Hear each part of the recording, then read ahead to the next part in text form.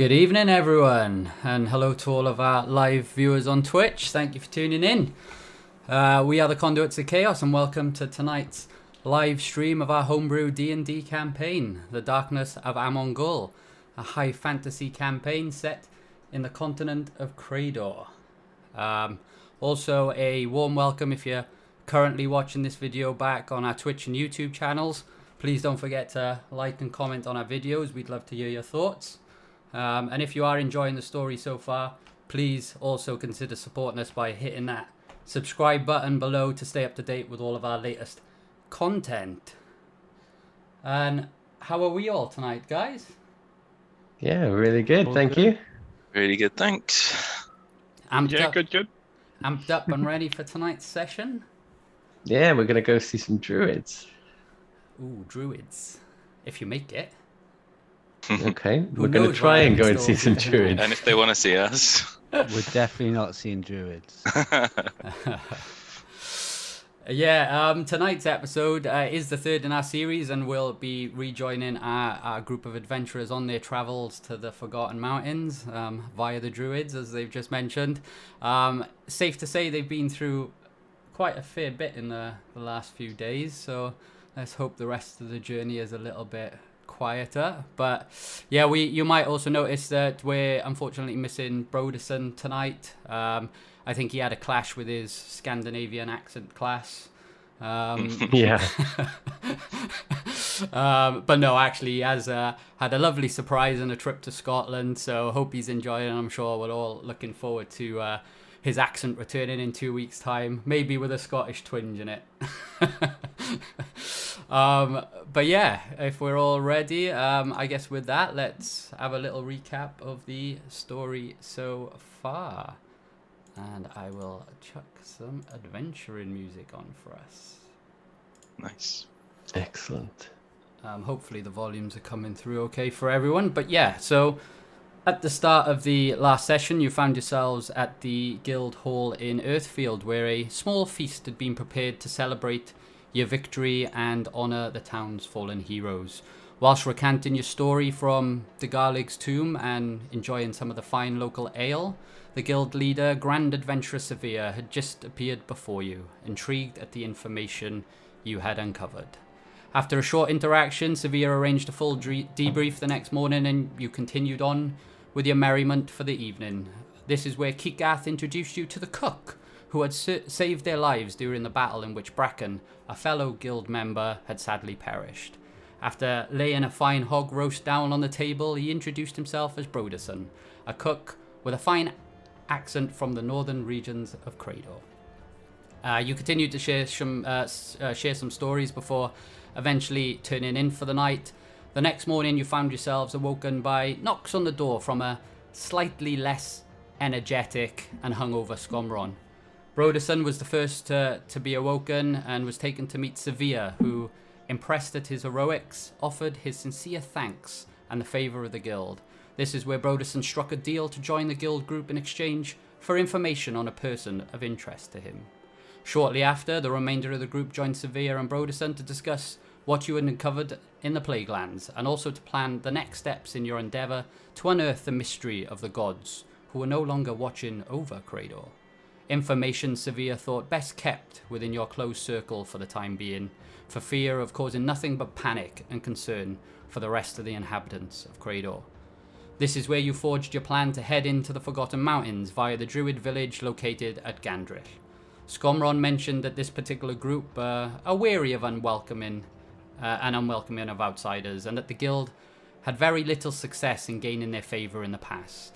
Grizz, however, confidently seemed to think that the group's charm, along with Cathbad's lineage, would be more than enough to gain their trust. As you concluded your discussions, Drente noticed Ezra was not with the group and asked if anyone had seen him. Scomron informed you that all he found in Ezra's room was a note saying his farewells to the guild and that he wished you all well, as he had decided to return to his home in Tradecrest. That and a slightly damaged wall with a little bit of blood, but not enough to raise any panic or major concern. As you were about to head off on your journey, Scomron decided to join you one last time, as he had important guild matters to attend to in Kendif. And whilst travelling along the Emerald Way, you came across a number of merchants, traders, and travelling folk. All seemed quiet and normal until a few short miles from the crossroads that lead off towards Gandryll, you noticed an unusual party travelling down the road towards you. They were dressed in attire similar to those belonging to the Brotherhood of White Flame that you had encountered earlier in the campaign, attempting to disrupt the festival in Kuram.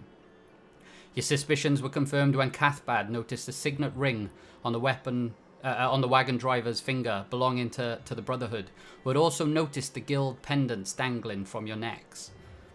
Before you were able to take action, the driver gave a foul gaze towards you as he nodded to the party around him and revealed a crossbow from beneath his cloak. A battle ensued, and in a fine display from Drente, he was able to incapacitate a number of the group, which helped you swiftly deal with the remainder. Two of the individuals were seemingly different to the rest, however, and in the heat of the battle, they cast away their cloaks to reveal more finer silk robes and cast magic against the party, before suddenly escaping via a portal of some kind when the tide of the battle seemed to turn. So with the two escaping and the two of the other Brotherhood's party slain in battle, you managed to keep one of them alive, a seemingly arrogant fellow who smirked as you threatened him. However, as Broderson sharpened his knife and offered up Lovax and pastrami-sized human, it was enough for him to divulge some information regarding the group's mission, and that it was ordered by someone called the Black Wyrm. But that is all you could gather before he turned serious and gave you a dramatic speech about the dawn of a new era and some sort of great one returning to cleanse you all. Very interesting. And I guess that's where we'll pick up tonight's episode. Back on the road, following the battle. You have an incapacitated prisoner at your feet and a wagon full of unknown goods being transported by the Brotherhood. What would you like to do? Well, I remember that while Broderson and I think Lovac were threatening the prisoner, I was starting to just back away a little bit, so I'd like to maybe start walking towards the cart and having an inspect of what's in there. Leave them to it. Yeah, I'll still be stood quite next to the prisoner, just being intimidating and salivating. Yeah, so I believe Broderson knocked him out, so he is incapacitated. Just in case, I'll stay here. Okay. I mean, we don't need to take him with us, do we? Or do we? Just leave him on the road. We should search him either way to Yes, see if he has anything. Yeah, we're not taking steal him everything with, he owns and just leave him. we're not taking him with us, are we? It may actually be worth killing him. Like, he was gonna kill us. One less bad person out there. Yeah. It kind of It's feels a little lunchtime. bit wrong, but at the same time, like, it seems kind of necessary. If you don't, he's just gonna kill someone else, and then someone else, and then someone else, and then we could have come back to us and we could have stopped it. Yeah. Is it better to have one set of dirty hands now rather than him getting his hands dirty, 100 more times, right? Mm-hmm. Okay. Let's like maybe ponder that idea while we're searching and trying to find out some information. Look through the cart, and before we head on our way, we take care of him one way or other. Maybe Broderson can do the killing. Go on. I was just going to say, actually, as you all start to talk about searching, the bodies and the carts, Broderson actually speaks up and mentions he's forgot something important back at the guild hall in Earthfield, and he jumps back and remounts his horse and says he'll rejoin you at Gandryll, and he actually gallops off with haste and leaves you all like, what? Mm-hmm. Very I was looking forward to him cooking us some bread. Yeah, and some stock. he's quite a mysterious type, isn't he? We're very understaffed today, my friends. Let's have a look in this cart and see if anything could be to our advantage. Hmm. Can I do an investigation on the cart, please? Yeah. So, yeah, give me an investigation check. Just forget I have a rubbish investigation modifier. Oh. Yeah, it's coming through. 17, excellent. So, yeah, as you sort of walk around, the carriage, you see that, there are a number of sort of crates which are concealed by a sort of covering, a large sheet over the top of them. So you remove that and you find a number of crates that have been sealed shut. Interesting.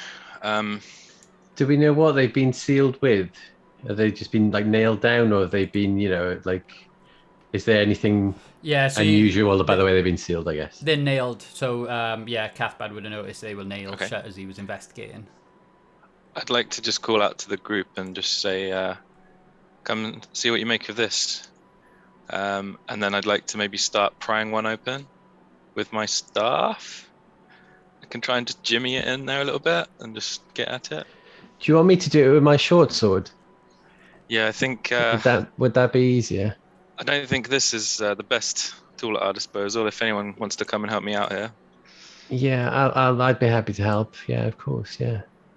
just be careful around the other side of the cart because my spells left the ground in a little bit of a state. Okay. So in that brown square, it's basically difficult terrain, but that's fine. Just don't get stuck in the mud. Okay, so as you two start to pry open some of these crates, Drent, Lovac, what are you both up to? Lovok, have you checked his body yet to see if there's anything on him? No. I'll just pick him upside down and just kind of shake a little. So, Do you want to like snap his neck while you're at it? Mm-hmm. I mean, since you've picked him up now, I can drop him on his neck, yes. I mean, we all agree that's the way this is going, right? We're gonna take care of him. Do I want blood on my hands? Is this... Well, like Right thing to do. you've eaten human before, right? He's a human. We haven't done that, so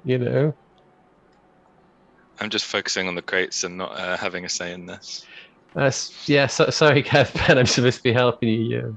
No, it's just that I don't want to suggest killing him, but I also don't want to say not to either. I'm just keeping my nose out a bit shiftily. I can do it if you want, guys. It has happened before in the past. It won't bother me. Thanks, Trent. You've killed an unconscious being before? Yes. Okay. I'm not gonna ask any more questions about that right now. Scomron just shouts over, and he's just like, perhaps I should take him back for some questioning on my way back to Gandryll, to Kindif. That is quite applicable as well. I mean, yeah, he might have some more information, and that does take away this ethical issue, right? I agree. I think it does. We'll load him onto the wagon, and I'll take whatever is in here up to Kindif with me, and I shall see if we can uncover any more information from him. Yeah. Okay. That definitely gets my vote. Excellent. So yeah, as Lovac, you pick this body up and start to rattle it anyway. Do you want to give me a d20 to see if anything falls out of his pockets? Rattle it. Just a d20. Yes, please. An investigation check if you want. Oh, okay. I know you're not actually investigating, but it's, we'll serve her as the same. Oh, you got I'll help +1 him if you to want. A 4. Okay, so yeah, as you sort of give him a rattle, a couple of things fall out of his pocket. A few coins, so 4 silver pieces and 56 copper pieces. I mean, you're doing some quick counting there. And from his side as well, a shoddy old whip. You imagine he's probably using it to whip the horse or something. Falls off his pockets. Falls off his side of his clothing. Oh, we've got some loose change here. And a whip, and I'll just toss it over to Skolmron, since he's going to be driving that wagon. Okay, so if we are taking this this criminal in for further questioning, should we like tie him up or something? We did already, didn't we? I think. We've done used that, up. have we? I used Okay, up some cool. of my rope for it. Yeah, okay, cool. Yeah. Yeah, so I'm assuming he's pretty much like trussed up now and unconscious. Yeah, and Skolmron's just like, bring him over to the wagon. And yeah, in the meantime, as Skolmron said, just hear that pop as like you get the lid off the first crate. What's inside? Yeah, so you open the first crate and you find sort of luxurious sort of silk clothing within, with various adornments. These actually appear to be similar to those that Fomdick and Woden, the clerics from Bor's Temple, wore back in Earthfield.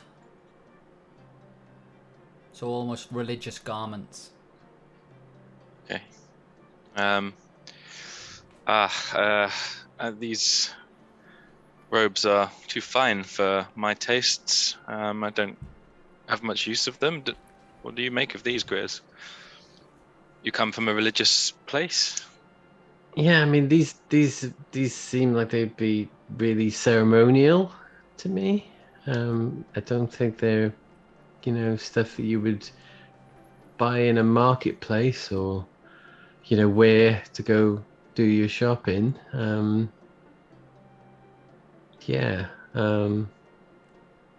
wonder where they were headed with all this stuff. Seems odd that a group of, cleric types would attack us in such a way. I'm at a loss here. I'm going to look in another one of these crates.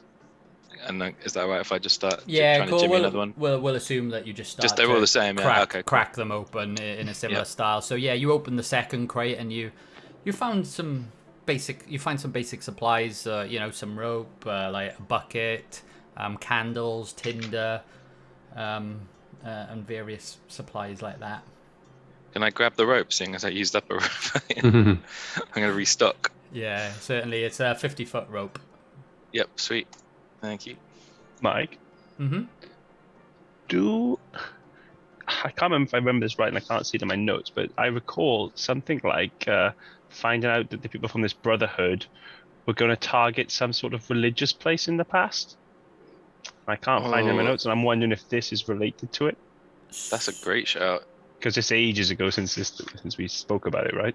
That was in Earthfield, right? Actually played, yeah. Yeah, so between you start, like you mentioned this to the group, and you start, remember the various pieces from your time back in Kuram initially, where you met the Brotherhood, and they were obviously planning to disrupt the festival to Bor in Kuram, but then when you went to investigate the place that you'd seen one of them go to, one of the guild spies followed them, you found various plans, and there was a note that mentioned that they were looking to target potential other religious Yeah. sort of buildings or shrines to Bor.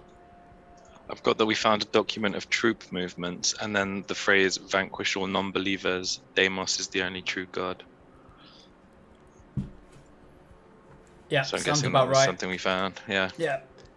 So, from what we found in these first 2 crates, it kind of looks like they've got some sort of like ritual plan, maybe, because it's a bit like about candles and things, and then candles and robes. I mean, that sounds like some sort of ritual. Are they trying to contact someone, summon someone, maybe Or impersonate someone impersonate Get somebody? Yeah. to get into the church to blow it up or whatever.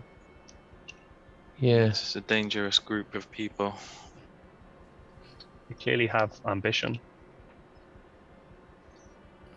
Yeah, maybe we could learn something from them in terms of their ambition, right? But not in terms of what they're doing. That you know. Okay, what's in the 3rd crate? Yeah, okay, so yeah, you've been pondering what the items of the first 2, so you pull the 3rd crate down and you open that up, and in this one you find bags of a strange dark green powder, and as soon as you sort of open one of these bags, the smell is rancid and burns your nostrils. Okay. Can we? I'm just trying to think what we would do here. Can I do like a nature check or something on it, or I don't know, medicine if it's like a, Like the step away, or just an investigation? smell that. Yeah, I'm gonna cast my robe over my nose like this, and sort of lean in and try and decipher what it is. I don't know what check. I guess you trying to. Are you gonna touch it? Are you gonna smell it? Are you gonna empty it? Or are you gonna? Yeah, like... I'm gonna. Well, I'm still doing this. I'm gonna like try and grab a bit. I don't know. Smelling it's gonna be tough, isn't it? If it's that pungent. So it is like I said, more like a dark green thick powder. So are you actually gonna touch it, or are you gonna grab the bag? Like how are you gonna? Oh, so it's in a bag within the crate. So there's multiple bags of this stuff in the crate. Yeah. Oh, okay. Yeah, I'm gonna like grab one of the bags and maybe like dip my little finger in, and maybe like just like taste it or something. I'm assuming it's gonna be like something slightly natural if it's green. That's my assumption. Is it going to be something that's used to make up large amounts of poison or something like that, maybe? That's true. It could be poisonous, but yeah. Yeah, I mean, if you only have a little bit, it'll be fine, right? Or what if I don't ingest it? I just like try and smell it and look at it while it's on my finger. Okay, so you dip your finger into this bag. And it burns off. And you pull your finger out and you've got no finger. Yeah. No, but as it makes contact with your skin, you start to like get a severe burning sensation on the tip of your finger. Tip of my pinky finger. Okay. And it's painful enough to cause you 4 points of damage. Oh wow. Okay, starts to trickle up your arm a little bit, but then stops. So, yeah, not very nice material at all. Foolish move from me.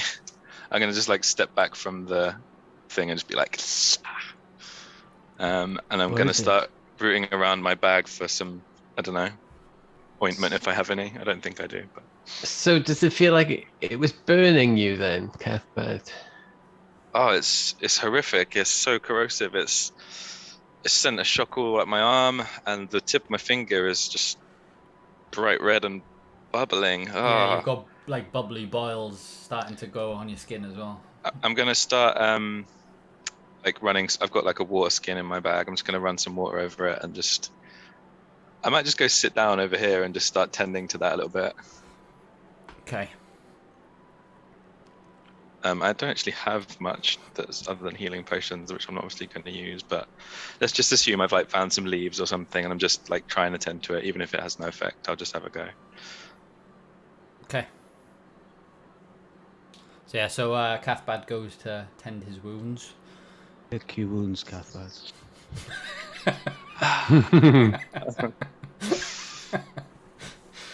So poisonous then, or like toxic in some way? So, is it like Acid.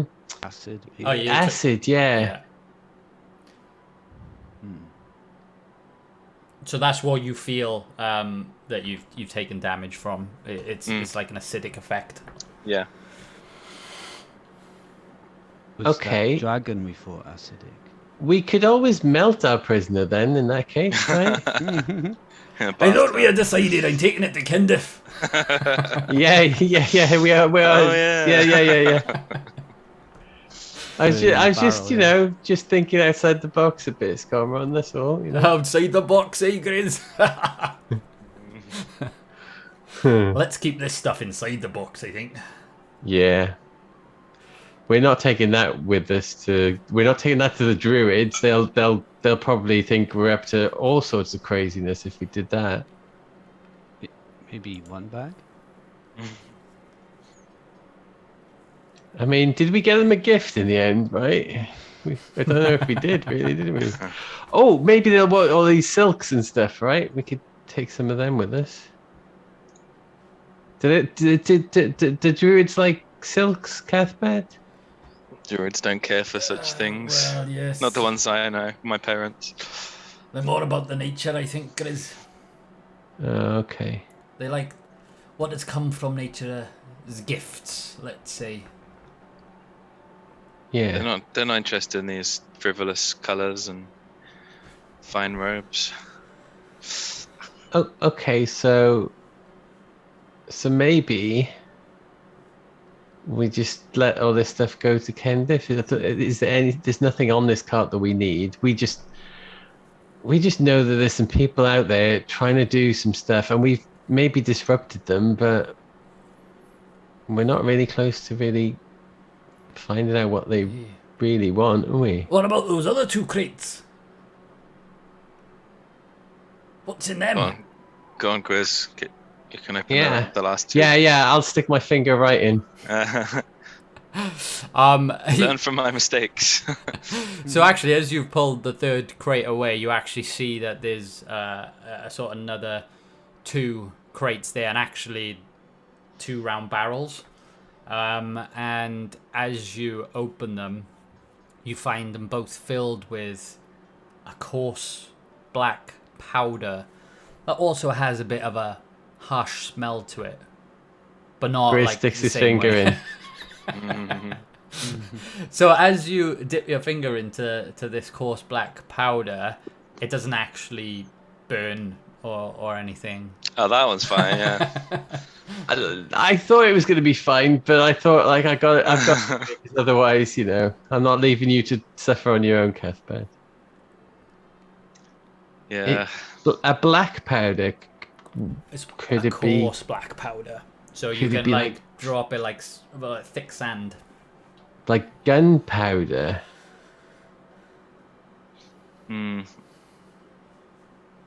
These are definitely. I feel like these are definitely some sort of weapon.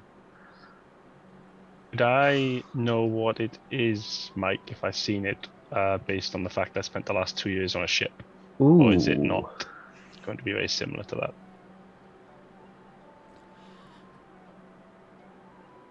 Yes, you would. So you come over and you have a look, and you notice it is similar to some basic forms of defensive systems, cannons on a ship. Okay. So you do I'm think, gonna- yeah, an gonna explosive. suggest, that's quite dangerous there, please. I wouldn't want to combine this one and the green one. I don't know what would happen. Okay, so Dirty bum. yeah. So I don't say that, Scomron, by the way. But So Skarmoran, if you're going to Kendif, is it best to take all this stuff and get it locked away somewhere out of the way and safe? I think that'd be the best plan. There's a lot of dangerous goods here. Could cause a lot of damage.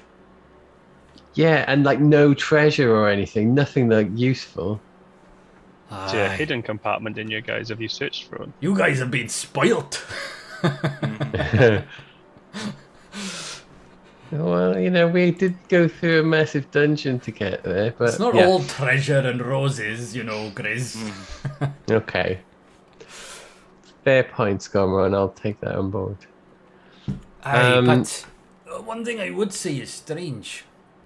That there were magic users among this group. Most magic users join adventure guilds or are trained into the mage guild. You very rarely see trained mages beyond these groups. I must also report this to the mage guild right away. If there are others using magic for nefarious deeds, they must keep tie on that with their investigators. So I shall take these goods and this knowledge along with this prisoner to Kendif with me and have the guild and the mage guild deal with whatever information they can find. Yeah, so one thing I just thought I should say, you know, like those robes, is there any reason, you know, would it make any sense for us to take some just in case we need a disguise down the line? They in extra large. I mean, Yeah. I think Lovac, if we were going to do the whole, we're going to pretend to be these cultists, I think we'd have you in the back line, you know, maybe not in the front row. Like Chewbacca. In chains, I think, would be the with best robes way. on. Yeah. No, not with robes on, like as a prisoner. All right. Oh yeah. I thought you'd be Yeah, we wearing could the do that. robes. I'm just imagining some fine silk cloth around Chewbacca now, and just the hair like coming out of like. Like just fitting on that bit because they're too small or something. It's like it's ready to pop like Superman's chest, right? Yeah, and what do you think? Do you think it'd be worth taking the robes just so that we've got, you know, something if we need to disguise ourselves? I mean, I think giving ourselves another angle, seeing as there's only a few of us remaining now with Broderson running off into the distance, if we can sneak rather than fight, then I think that's a good idea, Grizz. Yeah, because like, if you know, this isn't the first time we've met this group of people either, is it? So I kind of think, even if it's preparation for another day, right? You know, it just makes sense. Very well. If I have to wear these garish robes, then so be it. Okay, so I think we should probably take a robe each. So you're talking about the ones in the crate? Yeah. Okay, so they do look like something that you've seen, so that's why I sort of mentioned they look like what Fomdick and Woden wore in Bo's temple. So they're similar to Bo's followers' religious garments. Okay. Oh, so these guys are probably trying to break into a boar thing. Yeah. Yeah. Maybe the church in Earthfield or something.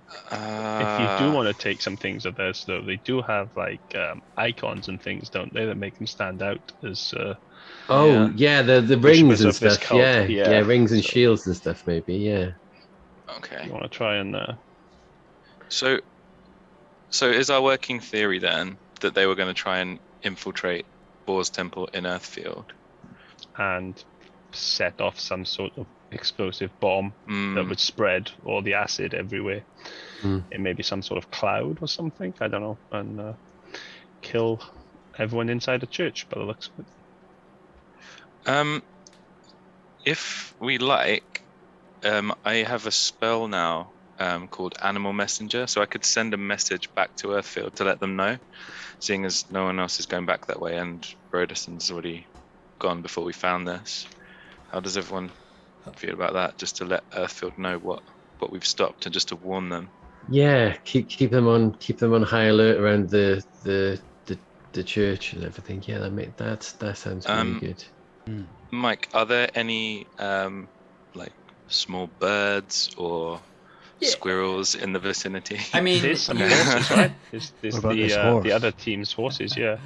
I don't know if no, it has to be a tiny beast. So you've scared because of the battle that just happened. A lot of like the birds in the vicinity have all run away, but you can see in the trees not far away they've scuttled off there. So you can easily get a hold of one and send a message.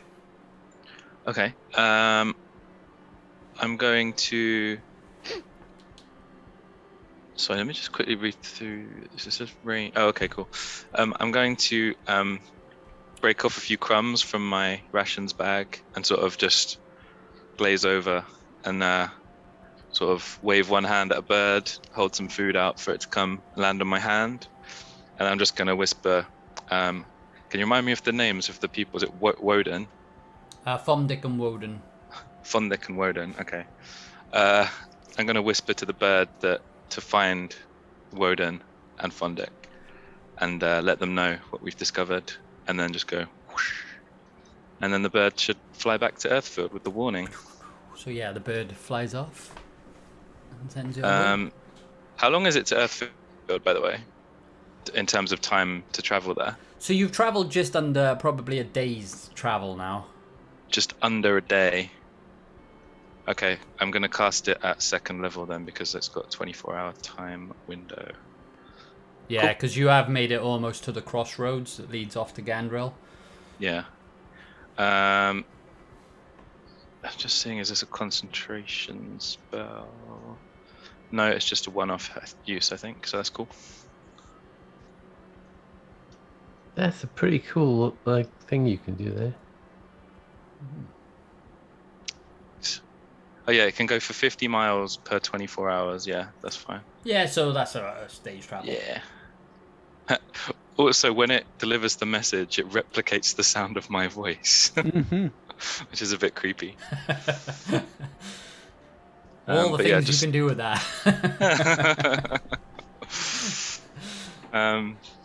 Yeah, so Cool.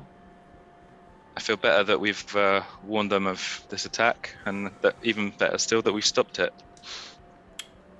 Is there anything else we want to do before we move on? So you've looted the one corpse, by the way. So there are another two there. So the one that Scomron pulled off the trailer and beat the pulp out of, and the one that Grizz you finished off. Okay, so shall I search the one that I finished off then in that case? If you want to do so, give me a D20 investigation. Will do. I'm just going to walk back over to the group while you're doing that, shaking off my hand, pain. 17. Nice. So, yeah, on her body you find a pouch consisting of 1 gold. Was it 17, wasn't it? Yeah.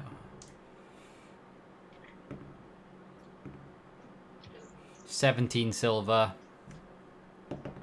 and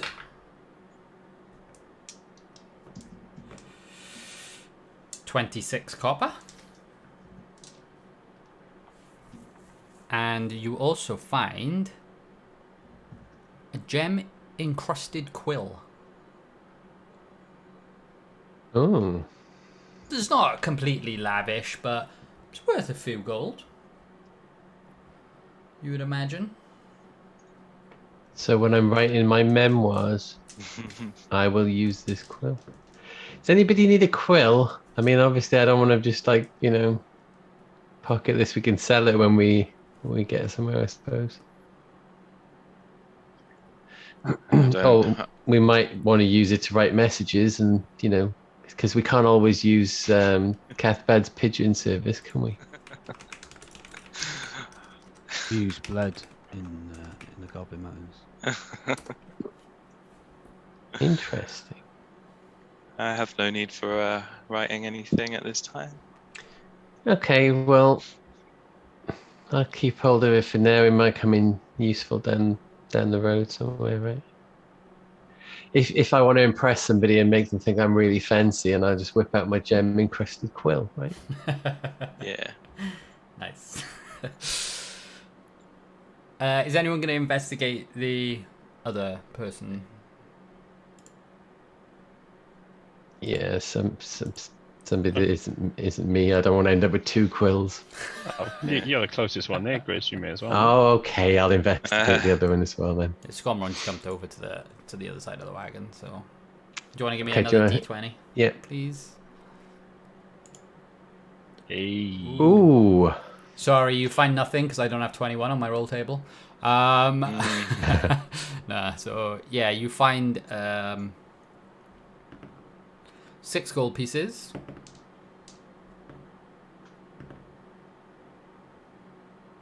Mm-hmm. 28 silver pieces and 72 copper pieces. And you also find a little golden jewelry box, which does have a little emerald in it. Only a small one. Finding all the mad loot. But this is a little bit nicer than the previous item you found, probably worth upward to about 30 gold pieces. Ooh. Cathbad. Do druids like emeralds? I'm kind of looking at it a little bit and thinking, I know I like emeralds. Because it would be really nice if we gave them a gift if we needed to, right? I mean, obviously, I'm not going to just go away and give 30 gold things straight away, but if we needed to, I'm just wondering if that would be the kind of thing where we would, go, oh, and we bought you this box with an emerald in it. Don't worry so much about the box, because I could see they wouldn't like the box, but I think emeralds are natural, aren't they? Maybe they would, Grizz. Maybe I'll hold that and see if they like it when we meet them. A gift from the earth. Aye. Thank you. Yeah. Seems there we go. So I hand the emerald over to Cathbad then, so he can use, his best judgment if we should give it to them. Yeah, so you find that, but then as you continue to sort of rummage around, you also find, tightly pressed into the side of this person's armor, a note. Ooh. And I shall add it to your inventory and to the stream so I can show the viewers on the stream.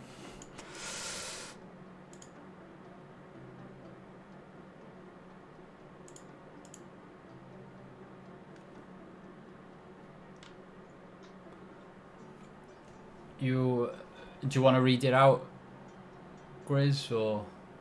Yeah, I'm happy to read it out. My spies have learned of a great sickness plaguing the town of Earthfield. Take these supplies and use this opportunity to deal a heavy blow to the false believers and their precious gods. Serve him well and destroy those who tarnish his name. A new dawn is upon us, and the time of the false believers is at an end. Speak his name as they perish in flame and pestilence. He will soon arrive and reward you for your fealty. Do not fail him, the Black Wyrm. P.S. I have sent you 2 loyal servants in the event of any interruptions from the Vanguard's presence in the town. A very polite bad guy. Oh, Wow. so those are Vanguards, the ones that went boom and just disappeared. Okay. I don't like this Black Wyrm person. But, Scomron, I think we know what their plan was now, right? Aye, it seems so. Judging on that note, they were definitely intending to target Earthfield.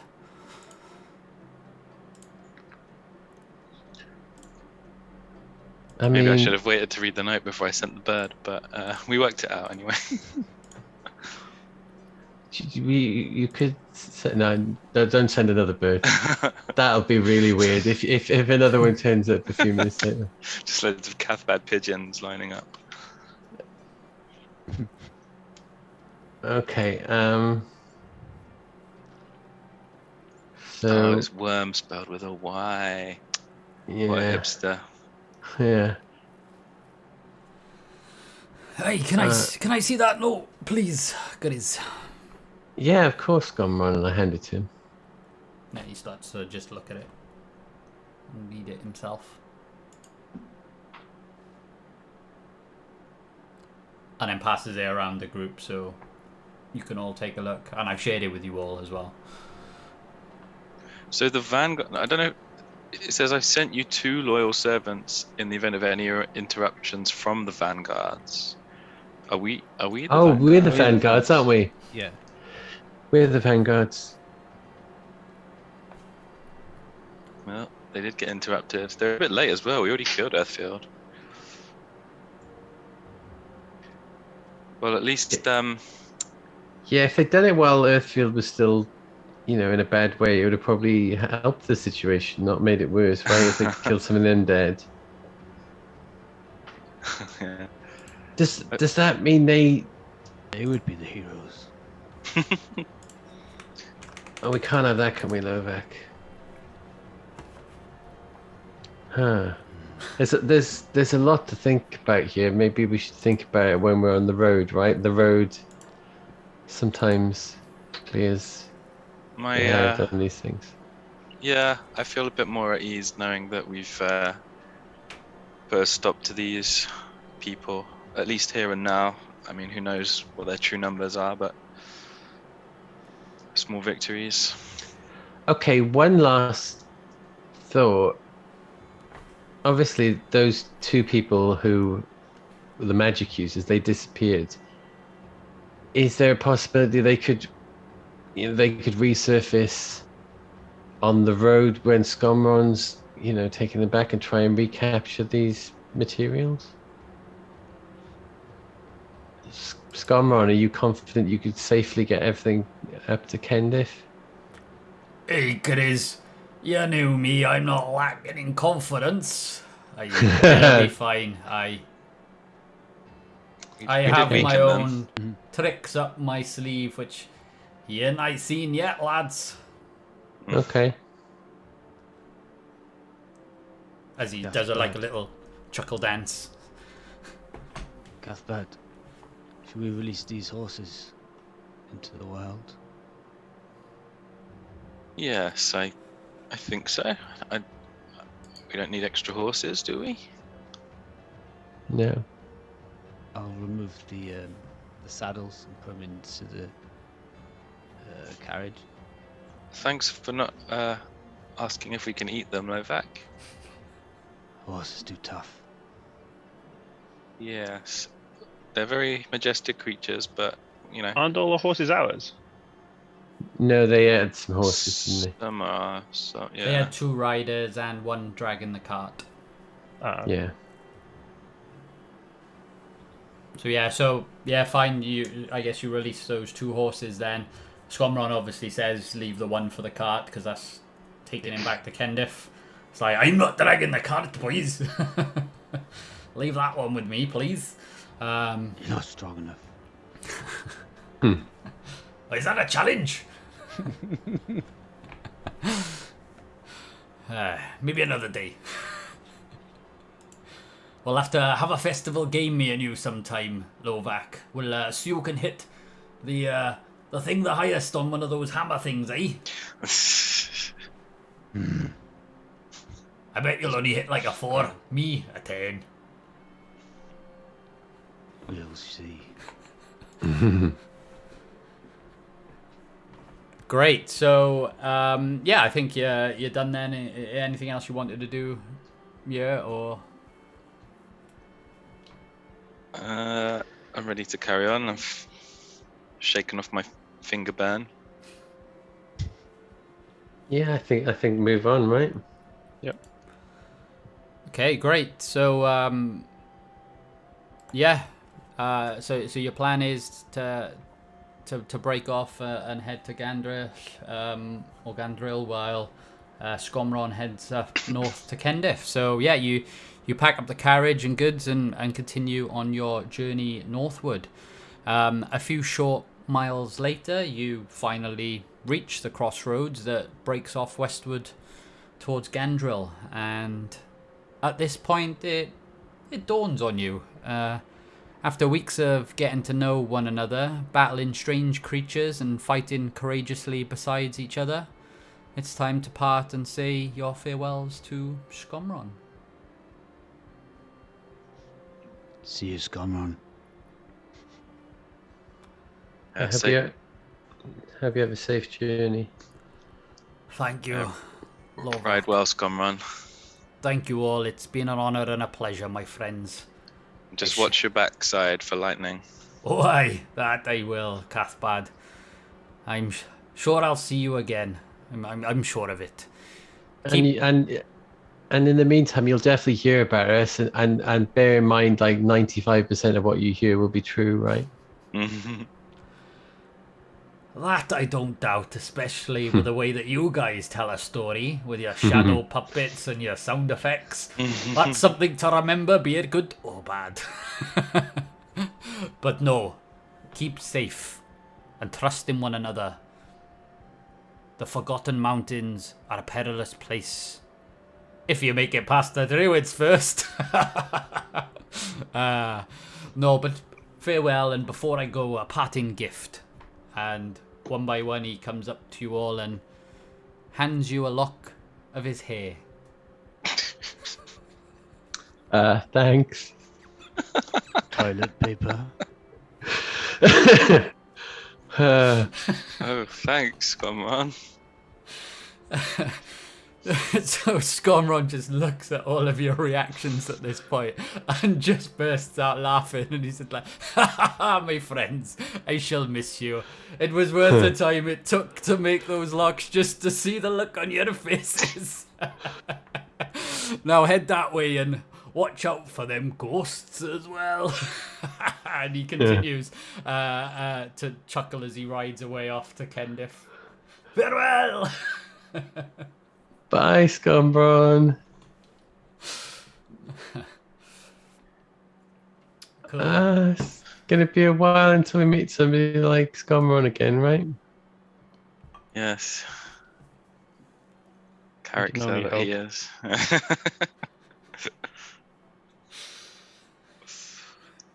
Great. Should we get on? I think so, Drente.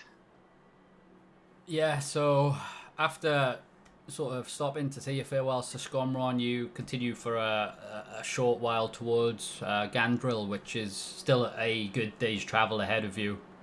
The terrain around you turns rugged as the rolling hills can be seen in every direction.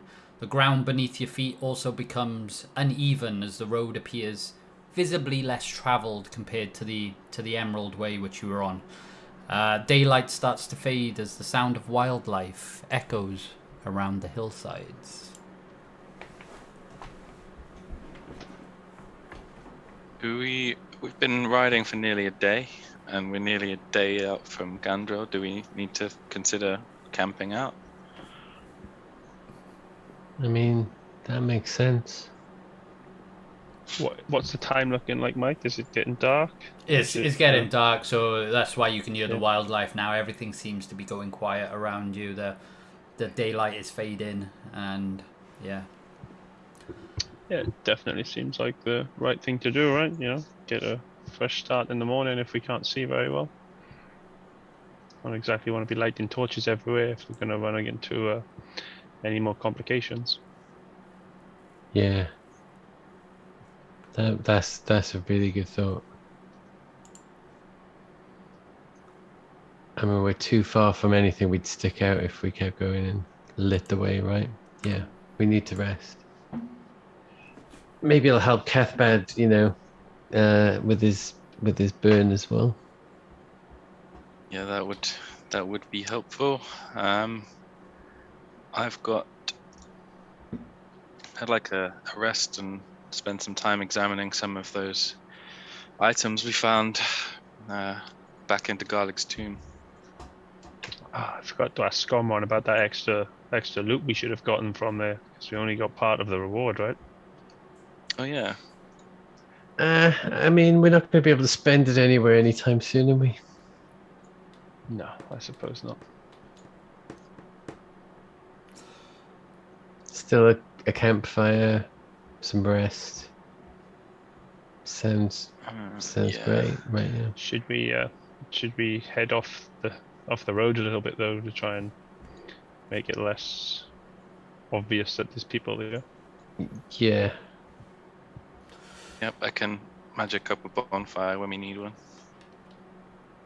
Cool. So I sort of tried to explain the surroundings. You're on like a bit more of a rugged dirt track now, rather than a more well-traveled road. There are rolling hills around you, so there's that sense of being closed in. There are trees obviously scattered throughout, creating like natural hedgerows and those kind of things. So yeah, if you're planning to move off the road, you can probably find some cover quite easily. Yes. And are we going to take a long rest? Brent's already fallen asleep, put his tent up and crashed out. Mike, can I take a long rest and spend some of the time starting to attune to my Boar's Stone? Yeah, of course. And are you all just going straight to bed? Are you putting up, are you staying up and chatting or doing anything? Any of you staying up? I am just going to take myself away and start tuning to this item. I don't have much to discuss at this point, I don't think. I suppose the only question I've got, I mean, yeah, I do want to go and get some rest, but Cathbad, I don't really know what to expect, seeing these druids. I mean, when we were in the town and they were saying, oh, they're not going to be very welcoming and everything, I mean, what should we be prepared for? I mean, I'd love to be able to tell you exactly what to expect, but even I am a little unsure. The druids that I know from my family were not so much hostile to outsiders, just really aloof, and they just tended to pretend that other humans in the neighboring towns just weren't there, really. Their lives barely crossed paths, so we could just get the cold shoulder.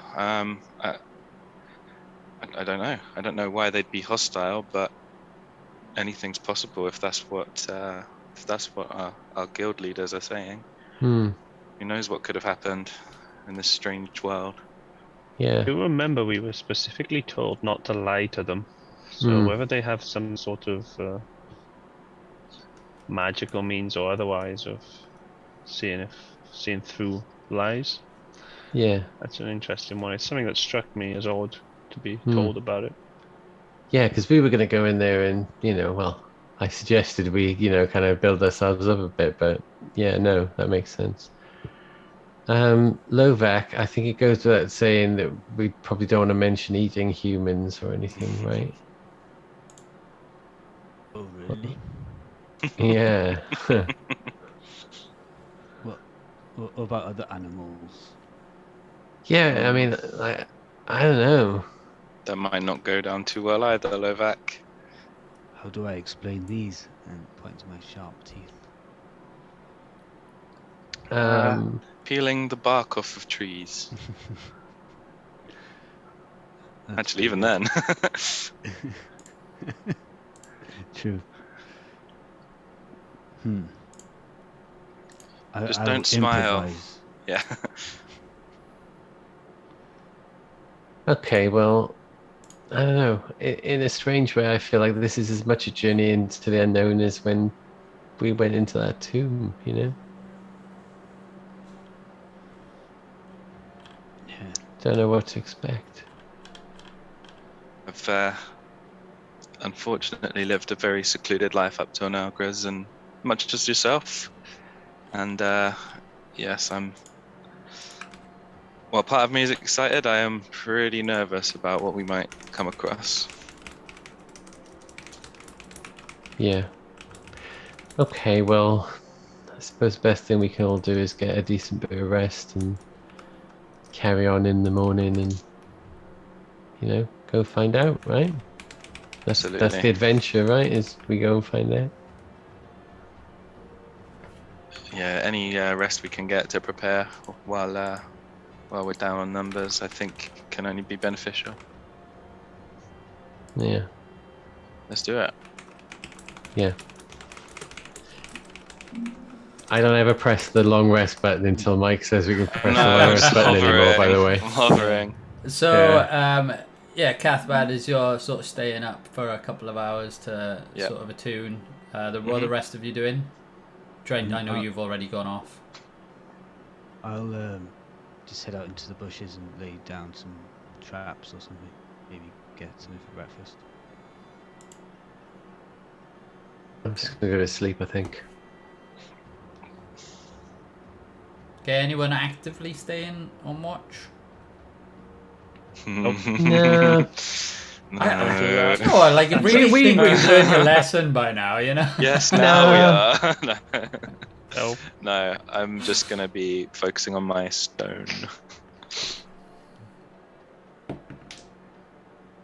For The first couple of hours. I mean, what could possibly go wrong, Mike? You know what I mean? The dice could be what goes wrong. Okay. Okay. 3 beers could it be in the woods, honestly? Question before I roll the dice. Did you light any campfires or anything? I did say I was going to, yes.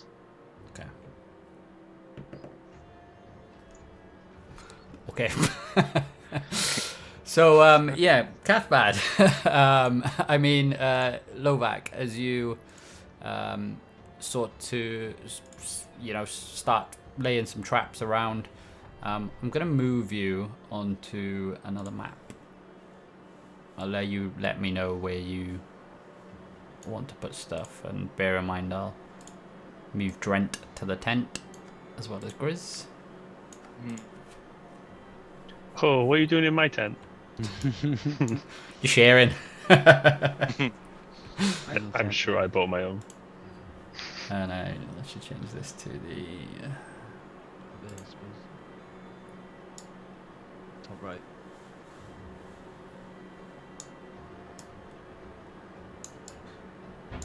Oh, so you're putting a trap all the way up there, yeah? Mm-hmm. Yeah, that looks quite good I'll actually. give So I'd you- be just tuning by the fire.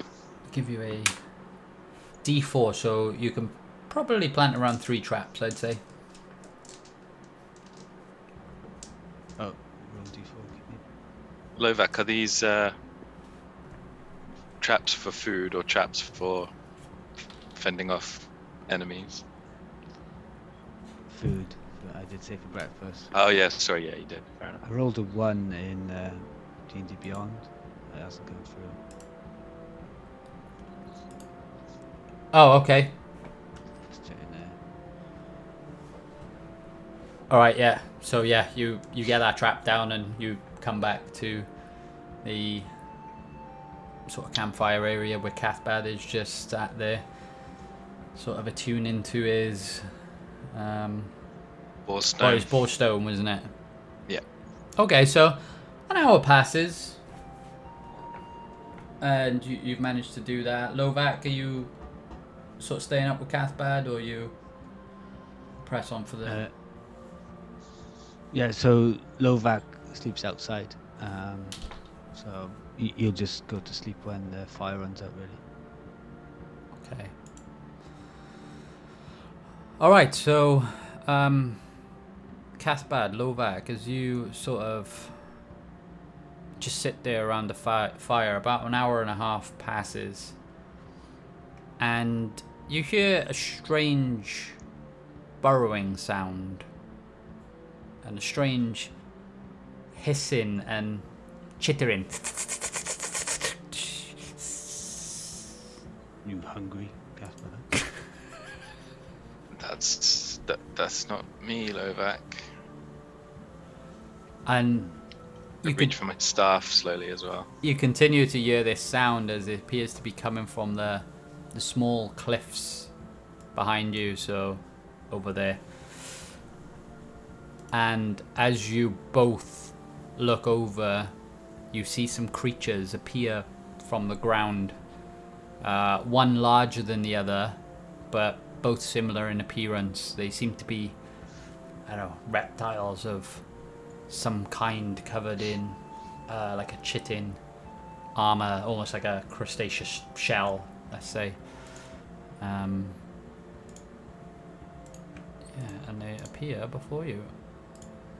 You could have put the traps there, Lovac. Look.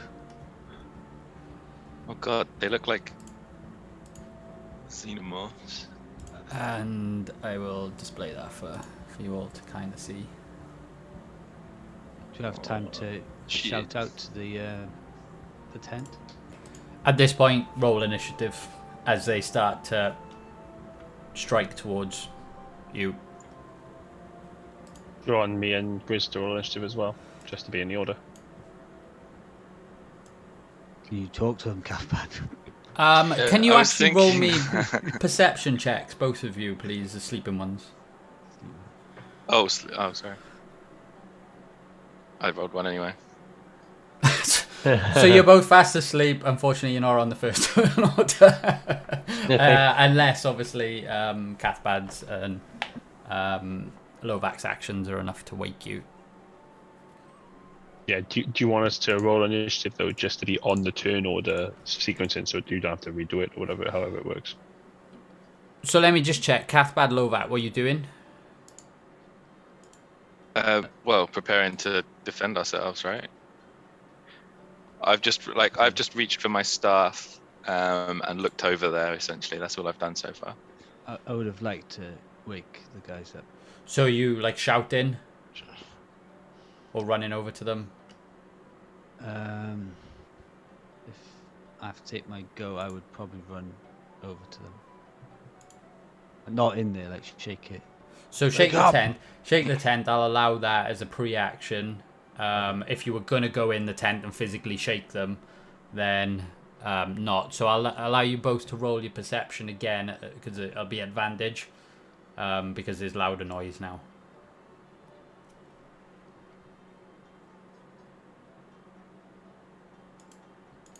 Deep sleepers.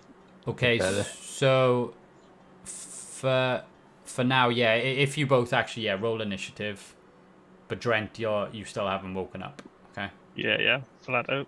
I'm a good sleeper. So I'll roll these while we do that. So I move to the tent then.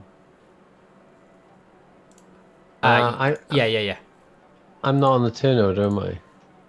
You You need to click your token first. Before you click I'll the add you. initiative button. Just put your score in manually. Yeah, no worries. Oh, some low There you go. rolls all around there. Mm. Lovac, you're the most alert out of anyone. Bugbear doing his job. So yeah, you've gone up and rattled this tent. Put this on. Okay, yeah, I'll rattle the tents. Shout, wake up, wake up! We've been attacked. And I guess I can hear movement, so know that they're... And you saw them as well. Yeah. Yeah. Oh, you mean in the tent? Yeah. Yeah. So I would like to kind of sneakily just crouch and kind of move around all the obstacles in the area, and I think I can get to there. Okay. I would like to hide.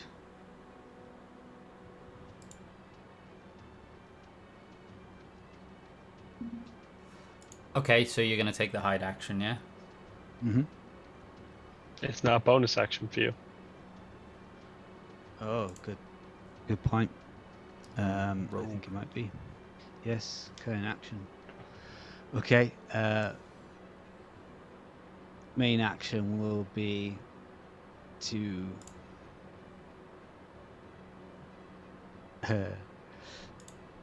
I suppose fire an arrow, a bolt from my crossbow if they come anywhere near the guys, probably Cathbad first.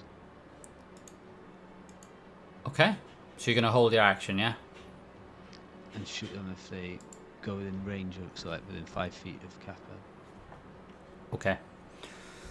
So it's their turn now. They're both next in the turn order, and they've just burrowed out of the ground as you've seen them. With the dim light that actually goes out to that far. And as they come out of that, they seem to be attracted towards the light of that fire, and they see Cathbad like close to the fire, and you just hear a and the next their tails and spine come up, and you see just these sort of spikes start to fly towards Cathbad, almost like daggers flying through the air. This might actually hurt. No.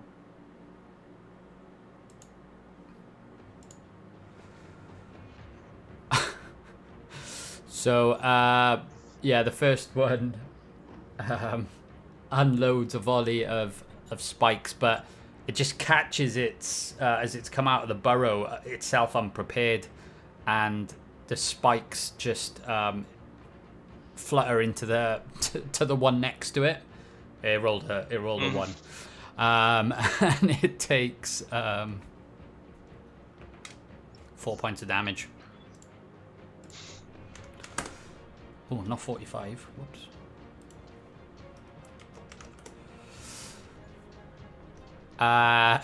Yeah, and it somehow gathers itself and does similar and just sends another wave of spikes towards Cathbad. 14? No. And misses. So the next, after that it takes. Let's see. Okay, speed.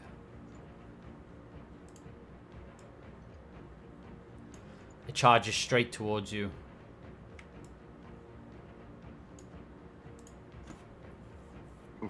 I shoot it.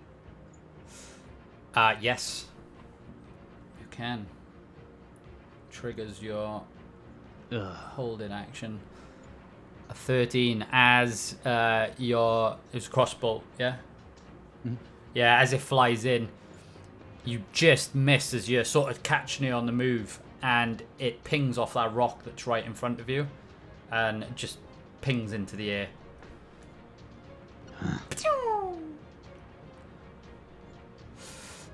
Next up is the larger creature at the back, and it does similar. It just gathers its sort of tail and spine up, and you just see some dagger-like spikes start to approach Cathbad. Wow. It rolled exactly the same almost as the other one.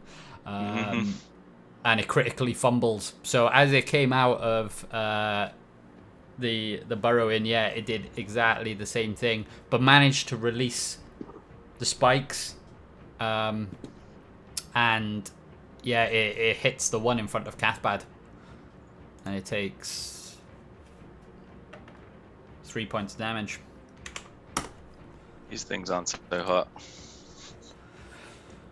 And the other one misses. It rolled a 13. But again, it does similar, and it charges straight towards you.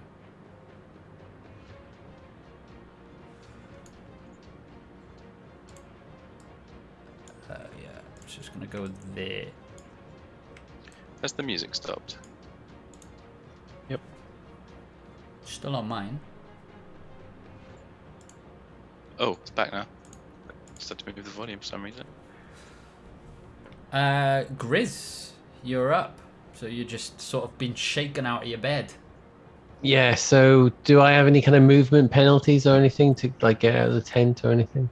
I'd say you're prone, so you will get half of your movement to sort of get up, and then half of your movement to get out. Yeah, like whatever you have remaining to travel. Okay, so like half movement. Yeah, that makes sense. Yeah. Cool. Okay, right then. In that case, I can get to move. So I'm going to move up to the little one. I'm going to use my action to activate my sword, Boar's Light. So, I'll sort of shout up to the sky, Boar's Light from within. So that activates its radiant form. And I'm going to try and attack the smaller one with a vertical swipe downwards and try and kind of, so see if I can kind of cleave into it, basically.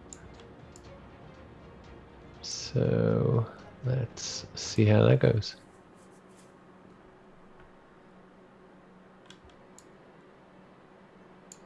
$12. No. So this shell of this animal is quite thick, and as you strike down, yeah, it misses. Okay, that'll end my turn for this time, I think.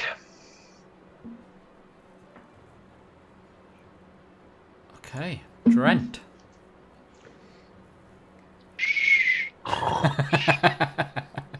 I'm assuming I'm still asleep. I did not hear anything. I rolled a 9, I believe. So I'm assuming I'm still asleep. As an action on this turn, I'll allow you to roll a perception check to see if Grizz getting up woke you up. Oh, for fuck's sake. Ah, Drent. Did you take some sort of pill before you went to bed? I'm a heavy sleeper, man. All that time on a ship, yeah? I sleep through storms, to do anything. Didn't get for Ezra's nightmare, did you? Nope. No. Yeah, you are going to be known as the sleeper. That's right. Okay, you sit there snoring. Let's go. Cathbad, you're up. Okay, I hope you're ready, Mike. I'm gonna. Well, it feels like I've sort of been frozen to the spot a little bit as these creatures have attacked. So, my first instinct to protect myself is that I'm going to transform myself. I knew you were going to say that. With wild shape. So I'm going to use it as a bonus action into a bear. So I'm going to transform into a black bear. A black, you see, you had to be specific, didn't you? It's like, I had a brown bear ready. No, I'm joking. No, I'm joking. I got a black bear as well. They're all the same. It was a pink one, I thought. So yeah. Larry's coming in, so 1 sec. It is, Whoa. Yeah, it isn't that big. Aw. So that goes over where you are there.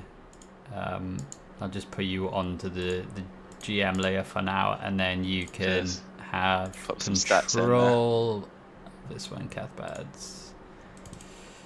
You've got that now, yeah? Cool. Indeed, yeah. Thank you. Come on, let me change the. There we go. Cathbad.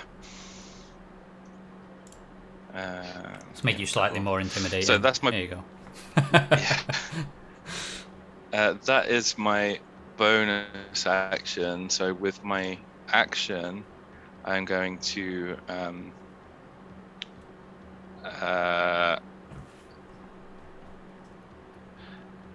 use my bite and my claw attack. So the bear gets a multi-attack.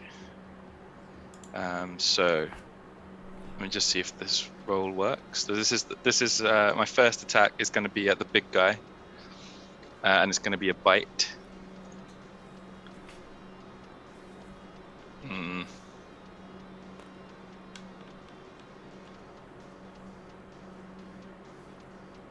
A Did it go through? 16. 16. Misses, I'm afraid. Damn. Ooh. Okay. So as my jaws are snapping shut on nothing, then I'm gonna swing out at the big one with my claw attack. And there we go.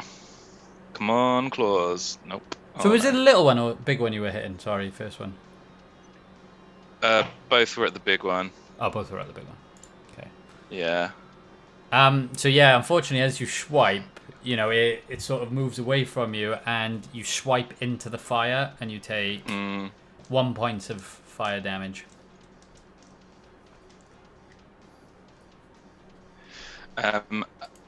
Yeah, we're in combat, aren't we? So that's going to be my turn. Okay. I'm going to roar a little bit, though, because I am a bear. So, roar!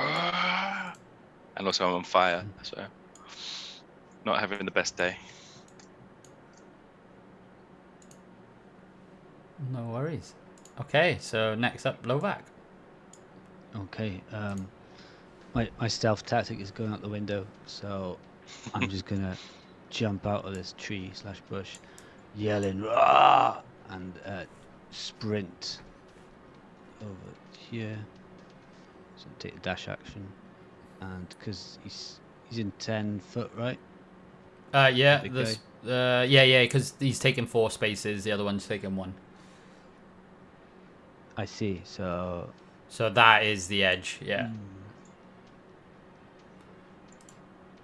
Oh, yeah, I'll say that anyway, so you can hit both. And while doing that, I was putting my crossbow away on my back and equipping my short sword. I'm going to run and stab the big one.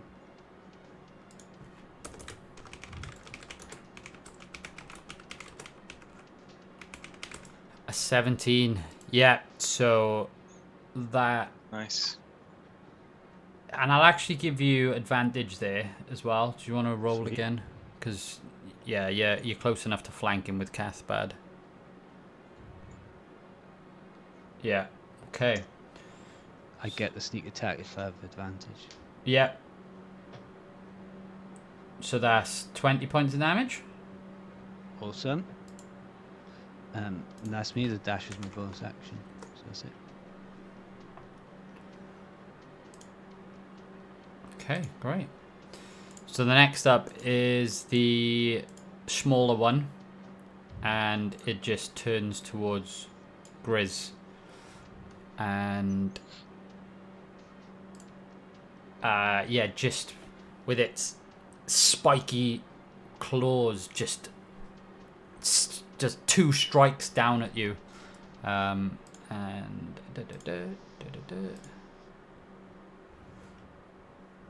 first one hits, and you take 4 points of damage.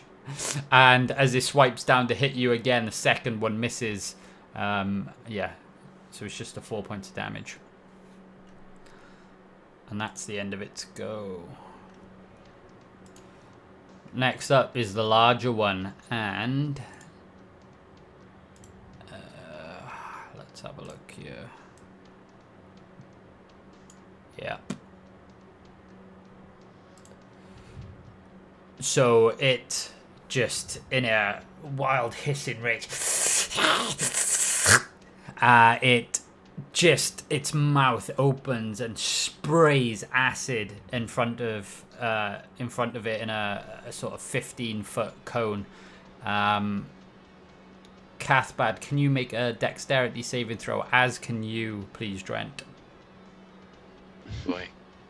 I'm At just flat out at asleep. There's no way I'm disadvantage gonna because make you're that. incapacitated. So Yeah. Or was that an automatic hit? I was gonna say, can I intentionally fail because I'm asleep? I don't even want to make the roll. Technically, he's incapacitated. Is that an automatic hit on the conditions table? I believe so. Just check. Incapacitated. Automatic crit now. Great. No, because you're not paralyzed. Yeah, I know. Yeah. So an incapacitated creature can't take actions or reactions. So a reaction, I guess, in terms of a dexterity saving throw. So yeah, it's gonna hit, isn't it? totally get cover from this tent that's about to get melted in two, though, right? And what did we roll, Cathbad? 14. Unbelievable. That was actually the saving throw. More dexterous as a bear. So you take half damage. So you're just this acidic spray just sprays out in front of you.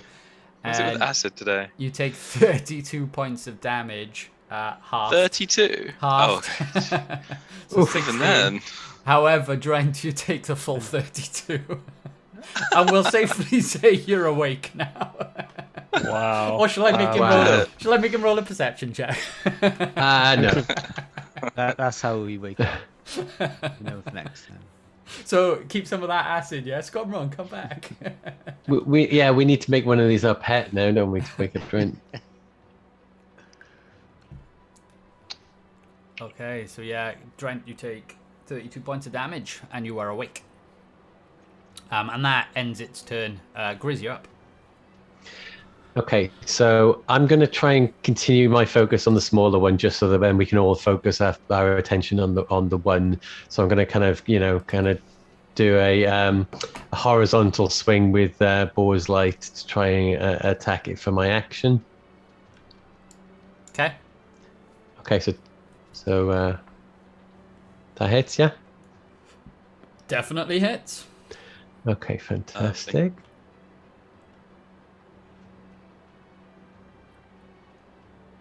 So that's 9 plus 6, 15? Yeah, 15, yeah, absolutely.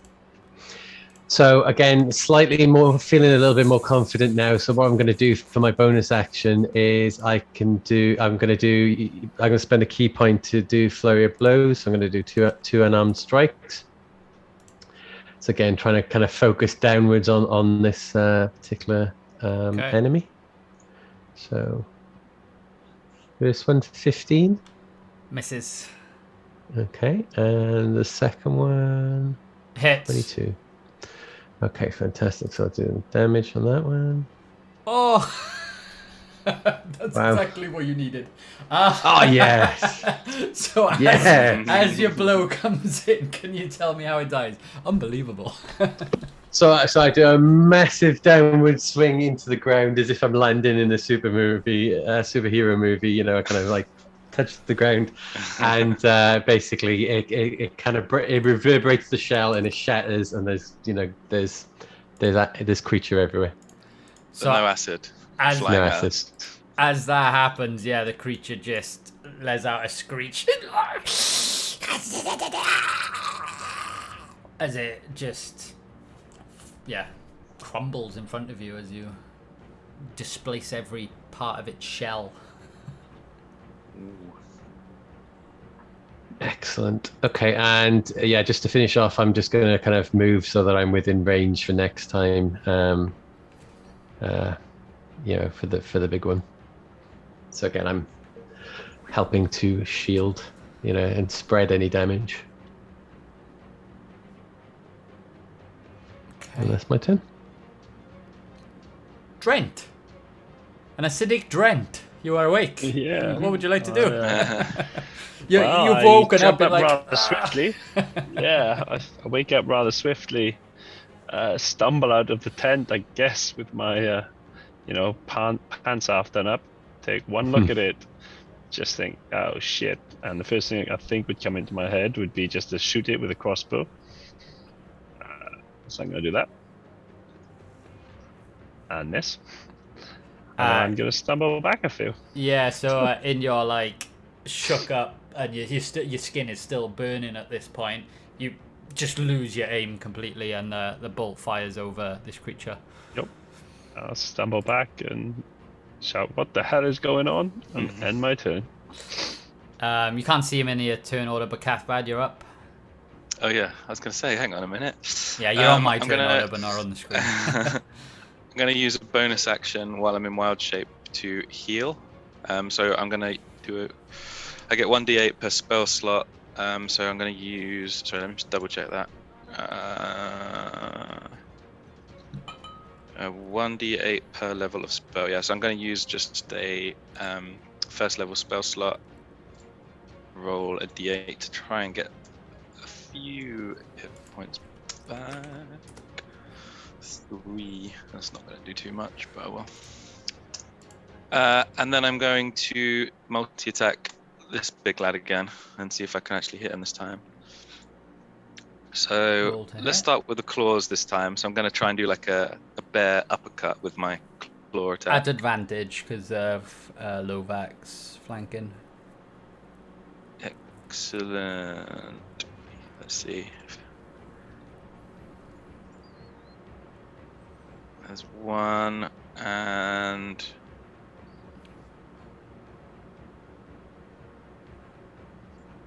2. Sorry, every time I click on it, it closes the. Sorry. So yeah, lucky you had advantage because the second one hits. Cool. And then the damage roll for. Oh, I did bite, didn't I? Oh, doesn't matter. They're both the same. To hit.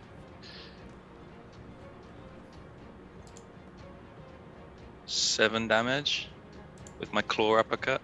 Nice. So yeah, the creature takes 7 points of damage. And then now I'm actually going to do the bite attack. So is that advantage as well? So it's a multi-attack, or do I just get it for one of those? Sorry, say again. No, yeah, you get advantage for the second attack as well. Yeah. Cool. I've clicked claws this time. They're both the same roll to hit. Just ignore the words. It's fine. So that hits. This is so my let's bite. See if you crit. Uh, if you don't, the first one hits. This is my actual bite attack. Let's click the right one this time. No crits, unfortunately, but the damage. So the first one hits, does it? Or do they, yeah. First one hits. Yeah. First one hits. Yeah. So with my bite.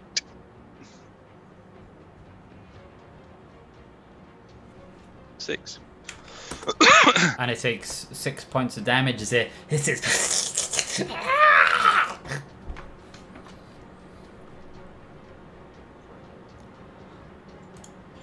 And anything else? No, that's all I can do.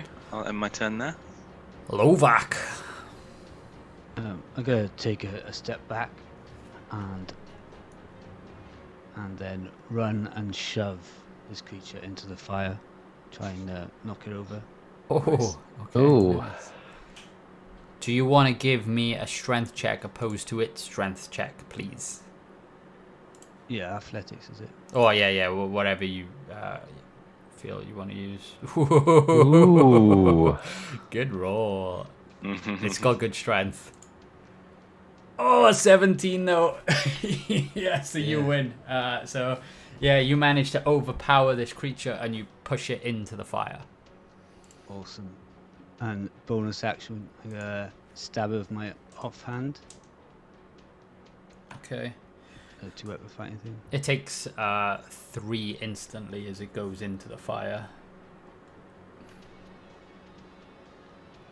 Ooh.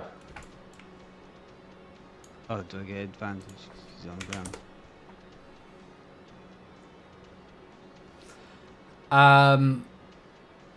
I mean, you haven't knocked it prone. It's just over the fire. Oh. The shove thing says it goes prone. Oh, it's a shiv. Oh, okay, yeah, I'm fine. Yeah, sorry, that's my bad then. Yeah. Ah. Lovak, why are you using up all your...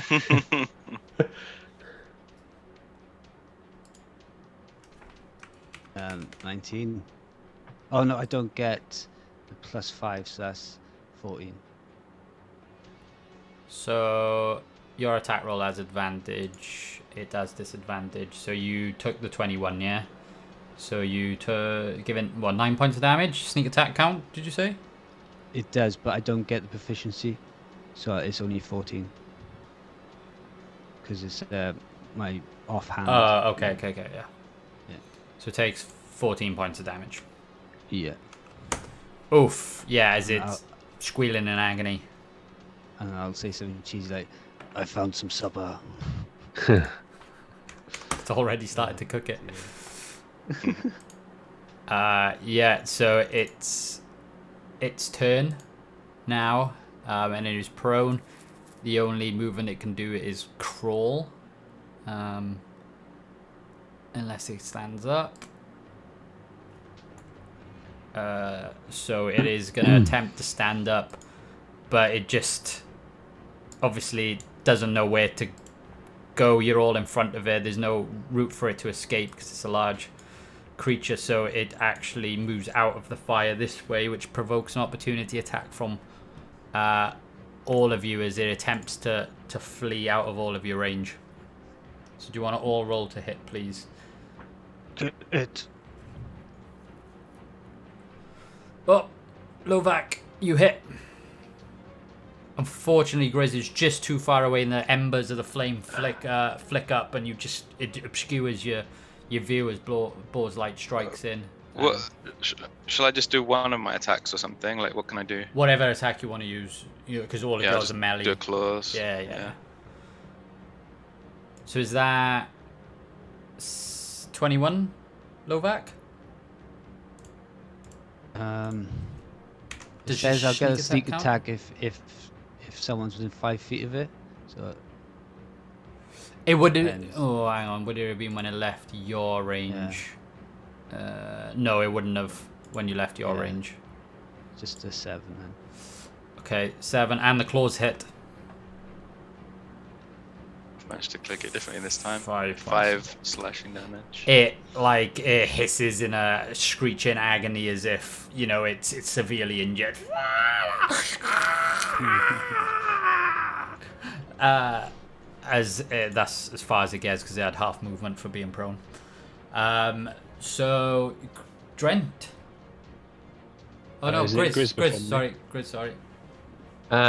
Okay, so.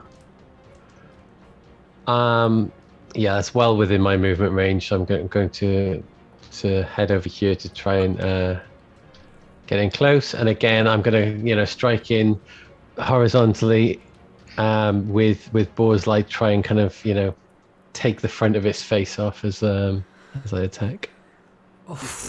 Oof! That hits. Getting some good rolls tonight, aren't we? See, that's why we don't That's why we don't do watch, Mike. you just want to fight, right? Yeah. So this is with Boar's Light. So again, we can pull the damage for that one. So that'd be 14 points of damage. As you strike down with Boar's Light, destroyer of chitin-based creatures, tell me how it dies. Same way the other one died, right? It ends up reverberating through the shell, and then this one though, it splits from the tail, and you can see it all just kind of like just working its way up as it destroys. You're lucky. Acid explodes from it, and it just avoids you completely. But you start to see the ground around it start to burn. So then I step back because I got plenty of movement to do so. But yeah, you are out of initiative. Whew. What are those? Yeah, what indeed. I think somebody up there, and I look up to the sky, wants us to keep watch going forward. I'd like to revert back to Cathbad when you have a step, please, Mike. No, you're stuck in bear form now. Drente, run off into the woods then. Drente, I think you took a bit of a knock there, didn't you? How are you feeling? No, I'm good. All good. Completely fine. Not a scratch on me. Just a couple of bits of acid, brush it off, no probs. As your skin is actually starting to bubble and boil all over, like your face, your arms, and your clothing is a bit burnt and singed. We should try and find you some ointment, Drente. No, I got it. I'm completely fine. Started looking like Deadpool.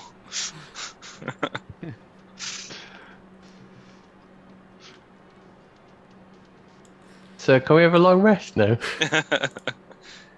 And Drente goes back to sleep. Question, is anyone watching guard? Nope. No. No lessons Is the will be fire learned. still alight? I'll put the fire out. Yeah. Okay. No, I'm so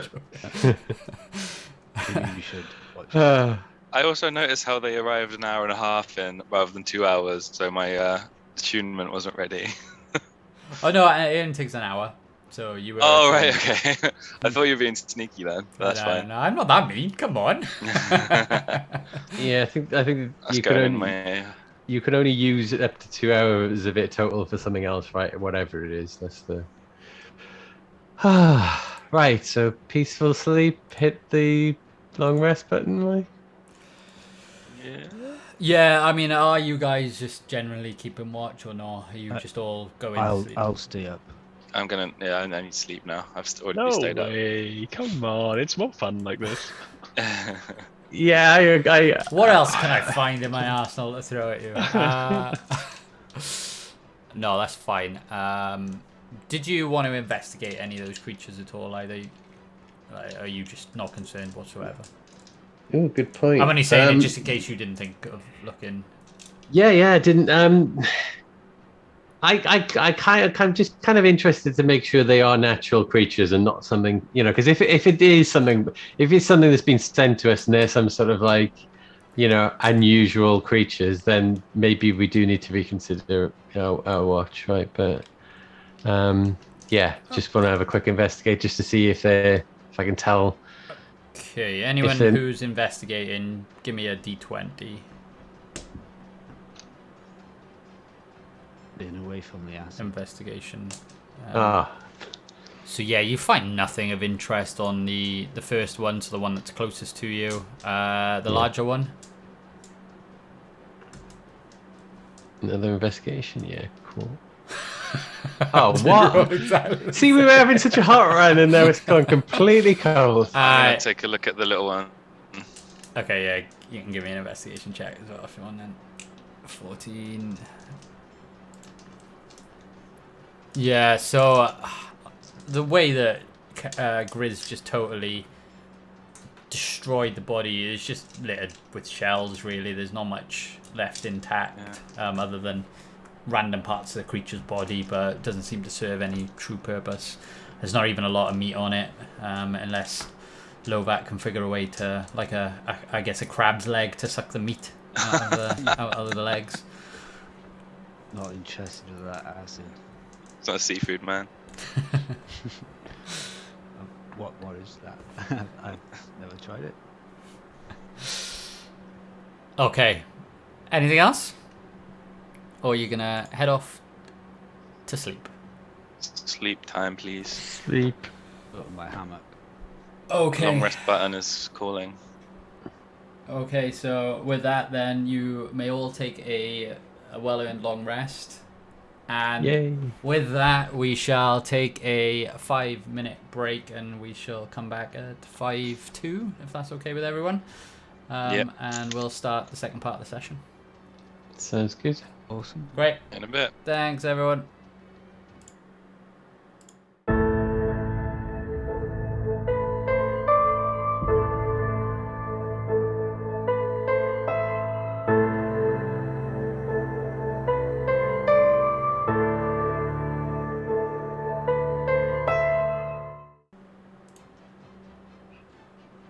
Welcome back, everyone.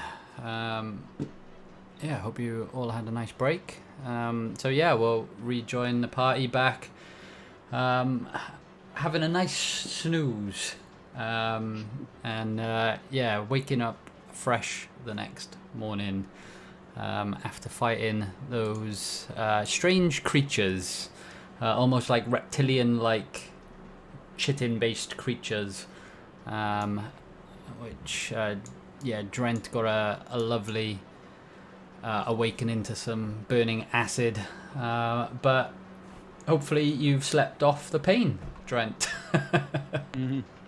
I think a good night's sleep couldn't cure. Slightly itchy though. Suppose we should go and see some druids now, right? Other things can't come and stop us now, surely. Let's see if we have breakfast. I'll wander up to my trap.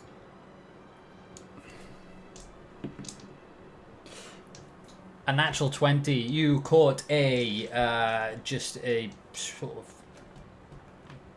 I was thinking, what can I make up there? A giant chicken. I thought you were going to say giraffe for a second for some reason. I don't know. You've managed to catch a boar that was lurking around the forest. So, yeah, you've caught yourself a delightful treat for your morning. Oh, Well done, Novak. Oh, wow. look what I found. Good work. And no Brodison, yeah. If only Brodo was here. I'm starting to think he can't even cook, and he's just pretending to be one. Yeah. I'll rip like a leg off and just chuck it on the fire, and rip the other limbs off and put it in my bag. I think this is how it's done. Okay. No problem at all. That's what you want to do. Yeah, so you chop it up, put some stuff in your bag. Are you going to cook any in the morning, or are you just going to... Yeah, I put one leg on the fire. Oh, okay. Our breakfast or lunch. Don't know how long it takes. Yeah. Should probably stop trying the meat like I have been up till now if we're going to go see the druids. But, damn, I'm still thinking about that hog roast. Oh, yeah. I haven't eaten much since then. I might have a nibble, if that's alright with you, Lovac. Yes, feel free. Plenty to go around for you all. I think I'll stick with plants after this, though. The druids can probably notice that I'm veering away from their teachings. Well, sometimes you've got to veer away from things when you're out on the road and in the wilds, right? Yeah, but we seem to keep veering into trouble. Yeah. Yeah, we Never do. know, Cathbad. Maybe these druids are cannibals. Is that a thing? Are there cannibal druids? Nothing surprises me in Creydor.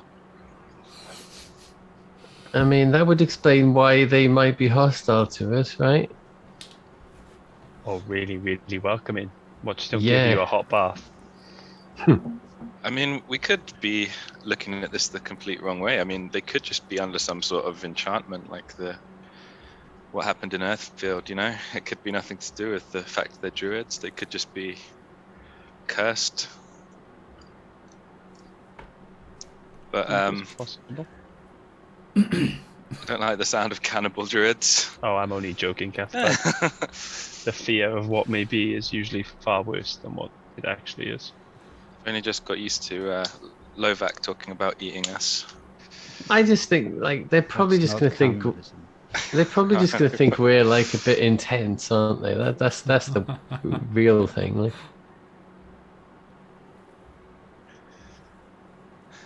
I'm sure they'll be fine when we get to know them. Okay. I hope so. Gift, yes. Is the emerald? Do you see the emerald's going to be given to them? I've got the emerald right here in my top pocket. Like, Very neat. just don't give it to them straight away. Just, wait until we've got something maybe to apologise for.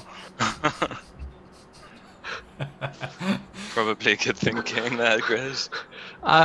Yeah, I'm used to that situation, so...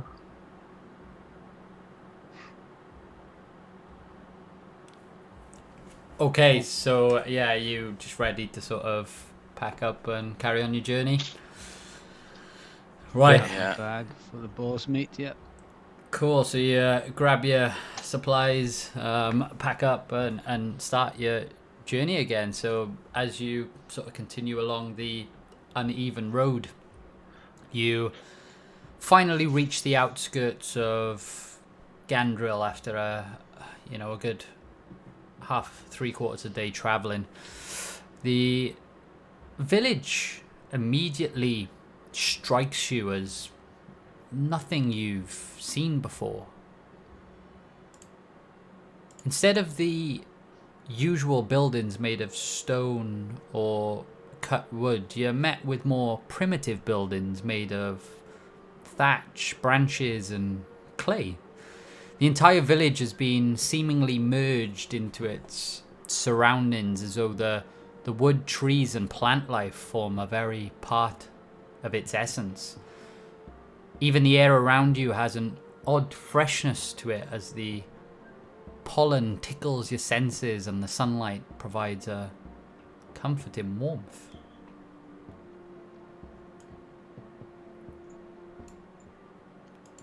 Well, I'll whisper over to Cathbad. Yeah, definitely cannibals. Is that what that smell is?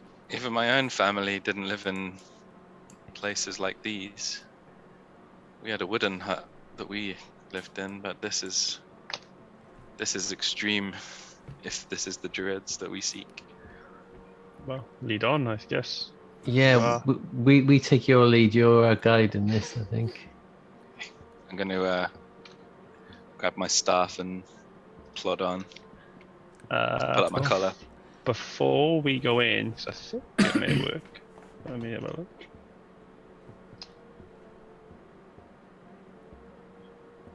No, never mind. It's not what I thought it was.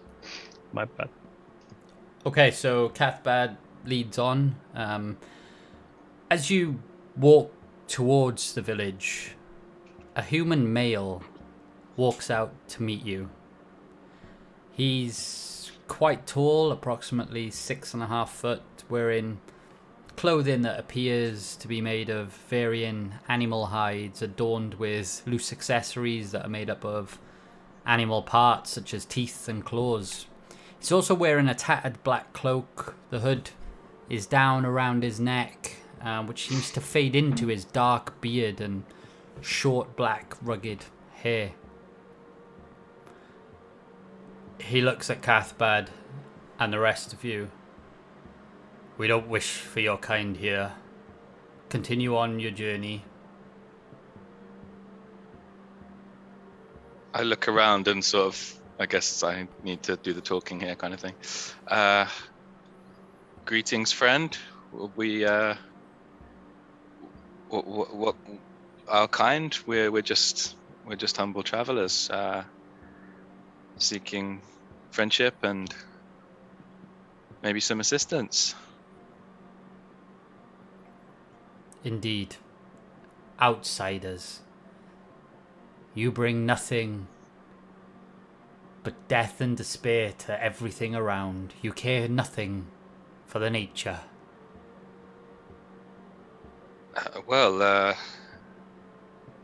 Strong words, my friend, but I feel you've misunderstood us greatly. We're on a quest, you see, to help this world heal, and I myself am familiar with the teachings of the natural world. Surely we can strike up some sort of understanding and some conversation. Can you roll a persuasion check as at disadvantage as he looks at you and sees meat sticking out of one of your teeth where you just Wow. talk. Like, I only had a small bit. And actually looks over and sees blood dripping out of the back of Lovak's bag where he had no thought of just letting the blood dry out of the animal parts that he put in his back. And he sort of just like, be gone. You're unwelcome here.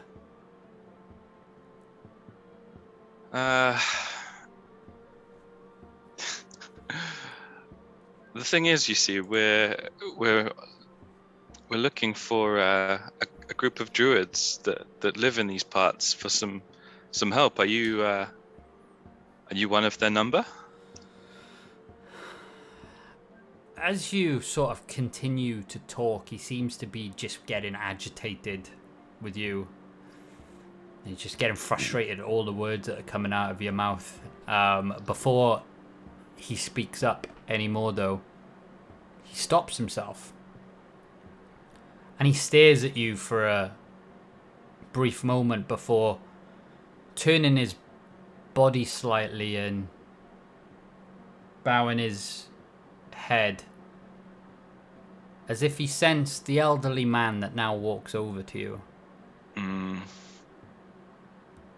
His skin is old and sagging, and he wears a long white beard that extends from the surrounds of his head down to his waist. He's wearing rugged brown robes with an array of Celtic patterns adorned with various small pouches along the waist. He's holding a staff which appears to be made of a long branch which curls over at the top and is decorated with what looks like bird feathers, boar tusks, and runic stones dangling from them. But most strikingly, however, is the falcon, which appears to be perched on the leather bracer wrapped around his right arm. He walks straight past Lovac and Grizz and walks directly over to you, Cathbad. He looks at your staff with almost a seal of approval. Like, he recognizes it, but then looks at you almost with disappointment. So all of this is just facial expressions now. And then he turns his attention over to Drente. His face turns serious as he walks around you, seemingly taking in every part of you. He gets a little uneasily close to you, as though inspecting you. And then he continues around back to your front as he looks intently in your eyes. So intently you feel as though, he's staring into your soul. He then nods his head as if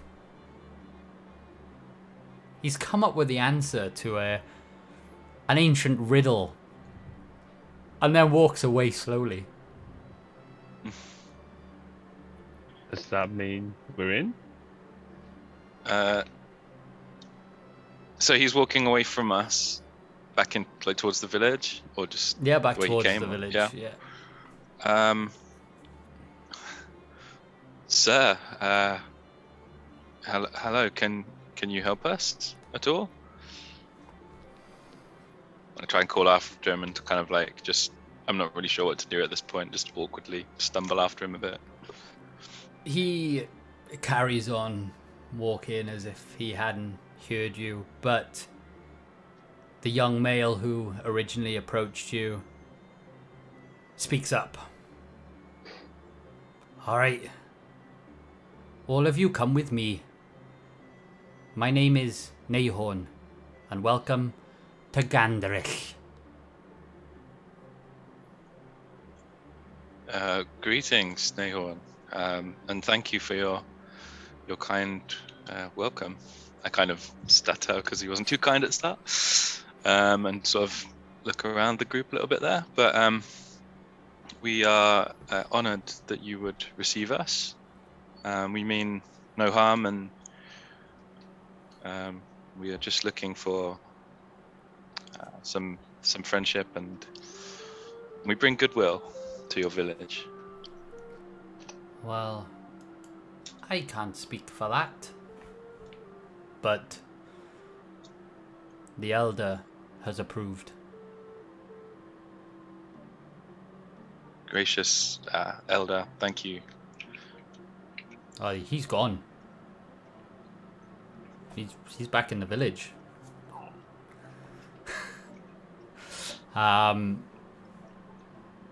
Yes, follow me, and he leads you into the village. And the subtle beauty of the village does strike you. It's quite simplistic in its nature. Like I said, it looks as though it's been built to respect the nature around it. So you see all these sort of huts and stuff made of you know, like I said, thatches, branches, clay, you know, even within some of the trees, and sort of small bridges going between some of these trees as it starts to populate into a dense part of the forest. Would you like some refreshments? This is the young male Nahorn now speaking to you. I'm sure my companions and I would be happy to share some food and drinks with you. Yes, please. Okay, and somebody comes over and sort of offers you a collection of basically water in little wooden sort of cups, and some small plump fruit, almost like peaches, and a bit of dried out meat, like jerky. And Nahorn just speaks up and says, "These are all given by Flidace, gifts from the gods and the nature around us." Oh, interesting. Thank you. So yeah, my previous knowledge was that druids weren't supposed to eat meat, but obviously they do here.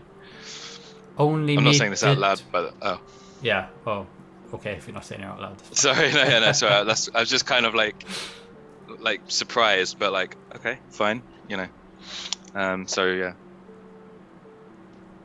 Okay, you get a sense that this is all stuff that is, you know, he's just mentioned this is stuff gifted by Flidace, so they only consume what the land has given them.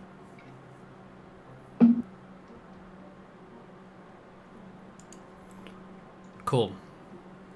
So yeah, as you sort of grab some refreshments, you're taken towards a large hut at the center of the village. It's around 30 feet in diameter, so a large circular hut. And Nahorn arrives at the entrance to the building. It says, "Please, they are waiting for you," as he directs you into the hut. Okay. Shall we head in? Yeah. Are we comfortable? It's not a trap or anything? I don't want to be too cynical right now. I'm holding back because I don't want to give off any, you know, air of discomfort or suspicion, right? I'm being as open and helpful to these people as I can. Let's head Yeah, I haven't said anything. I haven't said anything for the last couple of minutes, and that's been really tough. in. You're doing well, Chris. Hang in there. Thank you. Yeah. Head in. Cool. So you walk into the hut and find a large open space within. Big wooden branches hold up the exterior of the building, and the hut is furnished with a large carpet made of reeds and bamboos, and carved wooden utensils are sort of scattered throughout. There are 8 others in the hut with you, sitting in a circle, a mix of male and females of different ages, mainly, you know, towards the mid to older age, all wearing similar clothing to the elder that approached you. They're all human, like.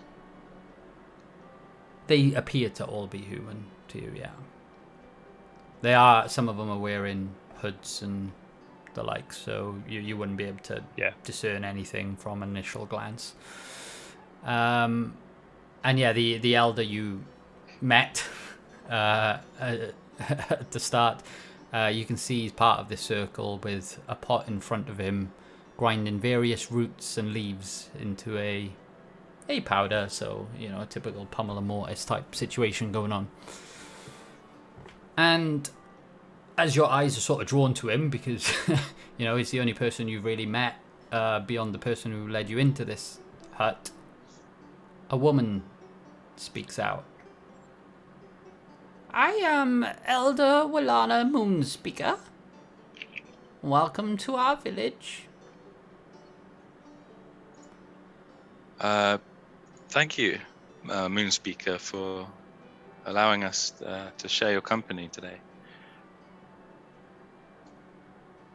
You're very welcome. You have come in search of answers. We are, Is that indeed. right? As she looks directly at Drente. Drente, Windsong? You have forgotten who you are, young child. As of you, Cathbad Amon'Gul.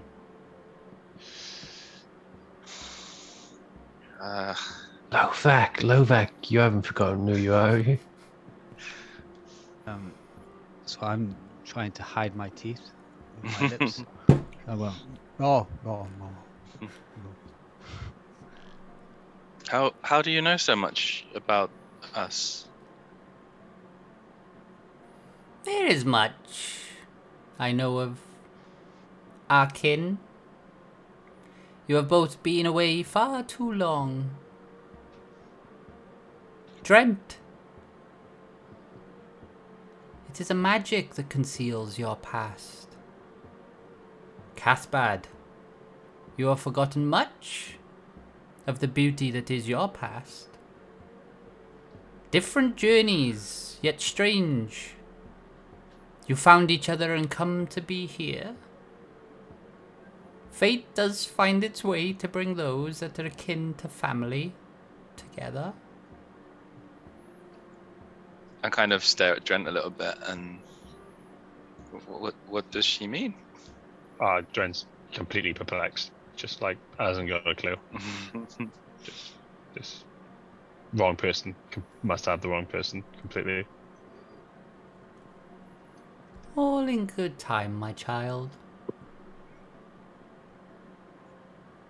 All in good time.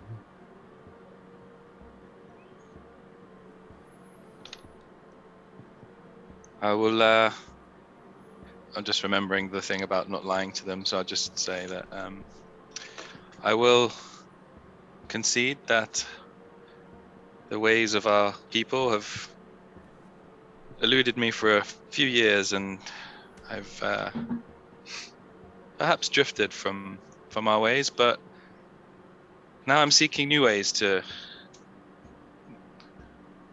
bring some sort of meaning to this crazy world. And I wanted to come here for some answers. I can see, young child. As she points to her teeth as if to scratch out something as she's looking at you. I can see. You have forgotten the ways. I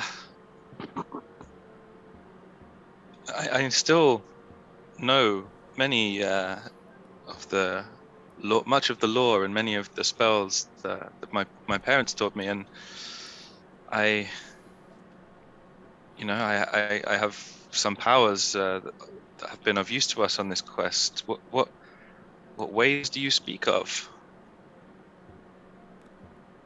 The old ways. The ways and the love of nature, which you have seemed to have subtly forgotten, my child. But do not fret, we all lose sight of the path at some point. As long as you find your way back, and I'm sure you will. You speak of a quest. So what brings you here to this village? Everyone else, feel free to help me out here. But we're working with the Adventurers Guild. It seems like we're what started out as a quest for some adventure and glory has taken a many a darker turn on the road, and we're looking for some sort of gateway, I believe. Something lost up in the Forgotten Mountains that can help us on our quest. Something connected with Boar. The Forgotten Mountains. I think that was it, right? I don't know how much you know about what's been happening outside in the wider world. Like, do you know what has happened in the Plague Lands and in Everfield? And What is your name, young soul? Grizz Gravelpath. Grizz, young you are, my child. We know much of the plight of this world, far more than you may know yourself. Okay. There is much That more makes- complexity to this world. That makes sense. I don't know a huge amount. I've a lot to learn. Yes, I've learned a perhaps- lot. I've learned a lot while I've been on the road with this fine group of adventurers. And It does seem like we may find our answers here, or at least some of them. yeah, as you sort of talking, the elder that you noticed at the start has finished grinding down this concoction and that he was making, and has added it into a small wooden cup filled with hot water from a small fire at the center of the room. He stirs it slowly as he walks over to you, Drente, and hands it to you. And without speaking, he nods his head as if to tell you to drink. And Elder Willana just sort of speaks up. It's like, "Be not afraid, Windsong. It will cause you no harm." I take a little look around. I don't really want to offend anyone where it looks like we're going to potentially get things, so I take a small sip to start. Does it taste horrendous? So as you start to, take a sip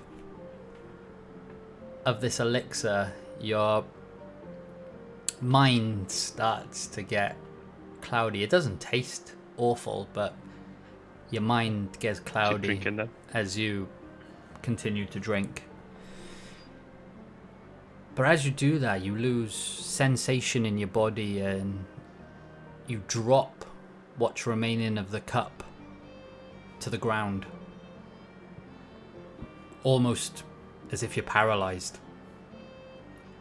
You start to see visions of a place that feels familiar to you. The world around you is beautiful in these visions, full of endless wonder and colour, picturesque and serene. You are drawn to this place as if the feeling of home, as images of two strangers also start to fill your mind.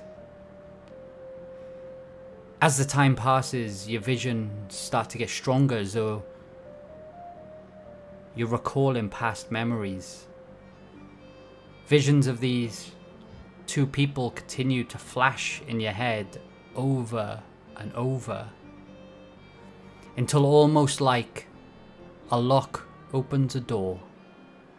You realize that these aren't strangers, but are in fact your parents. This continues for some time until you start to piece together a past that seems to have been hidden and locked away from you. But you're still stuck in this trance as the world around you continues. That's the second dose of acid you've had today. I'm out of it, I think, by the sounds. How long is this happening in real time? Is this Yeah, just- so as far as you're aware, as we're now like, obviously that's happened while Willana was speaking to you. And she just strikes back up the conversation about the Forgotten Mountains, you say? What travels bring you there? Well, we believe it's connected to Boar, and we need to investigate and carry on from the work that we did in the Plague Lands, because everything is connected, right? Everything in one way or another is connected. Like,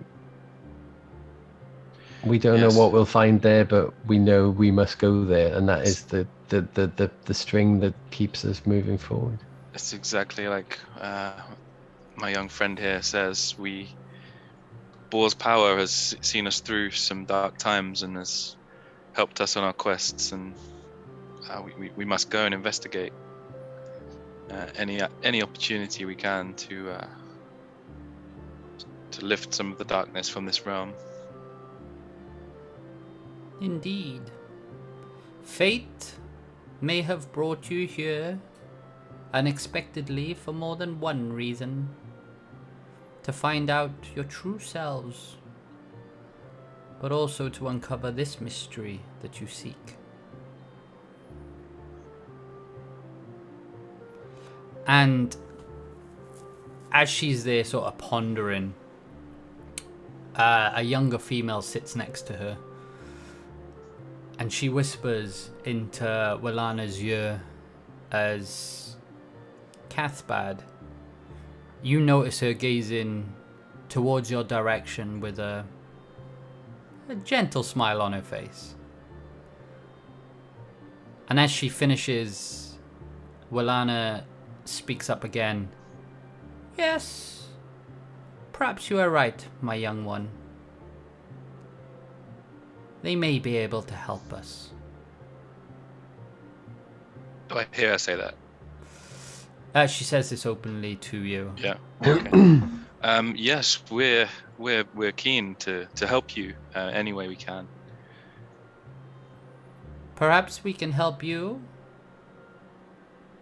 in exchange for your help with something that we seek.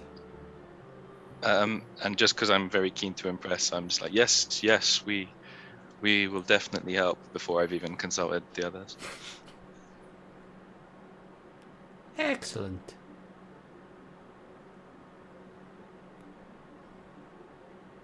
Well, a short distance from here, a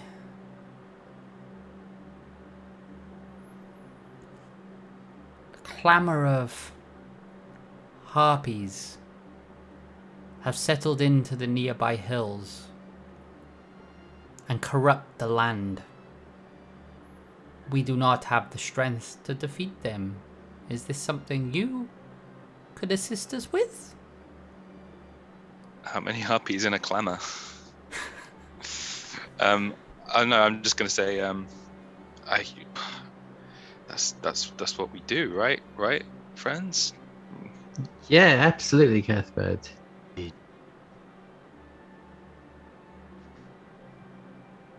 Yeah, and I never knew it was a clamour, so that every day's a school day, right? The DM had to Google it beforehand. In return, we will aid you with your quest to the Forgotten Mountains. We know these lands well, and I believe there is information we have that may be helpful to you. Oh, that would be amazing. Scomron will be eating his words about you guys not being. Anyway, yes, we'd love to help out, and I'm sure that we can Insight check. tackle a clamor of harpies and bring balance to the earth. Cool. What do we say, everyone? Shall we go ahead with this? Yeah, I mean, why wouldn't we, right? It's the right thing to do.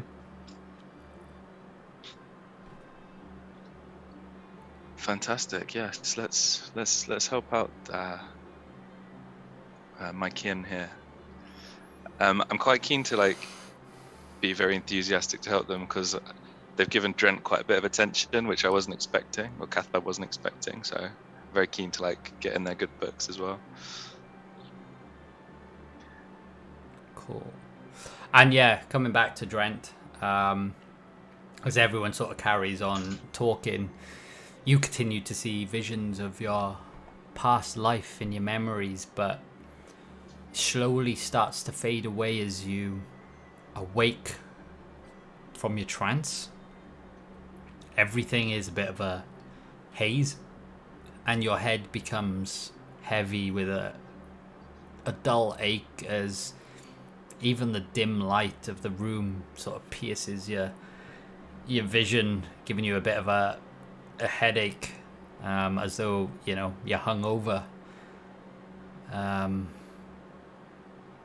you're not quite sure what to make of everything that's just gone on, but you do feel as though something from your past has been unlocked, and the memories are swimming around there, but possibly it's going to take time for you to readjust to what you've just seen. Are you okay, Drente? Can you be a bit quieter, please? I was trying to be mindful of what you were going through. I'm just trying to, adjust to it all, keep him very quiet and like literally almost like taking a step back to try and let everyone else deal with the pressing matters in hand, while I'm trying to get my wits back together a second. Quite stunned of what is going on. Drente, we nailed it. I don't say anything back though. I think they really like you.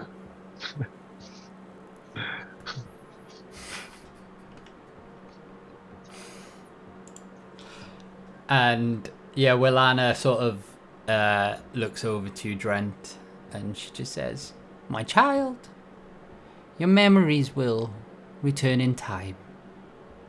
All will become clear now, young Windsong." Say thank you for your gifts, for helping, and as Cathbad has said, we will do what we can to help you. Excellent. I'm gonna lean over to the rest of the group and just say, like, should I give them the emerald now, or should we keep that? Keep the emerald. Okay, we'll keep that. That's fine. That's fine. Keep him. The what? The yams. Nothing. It's alright, she rolled a 6, you're alright.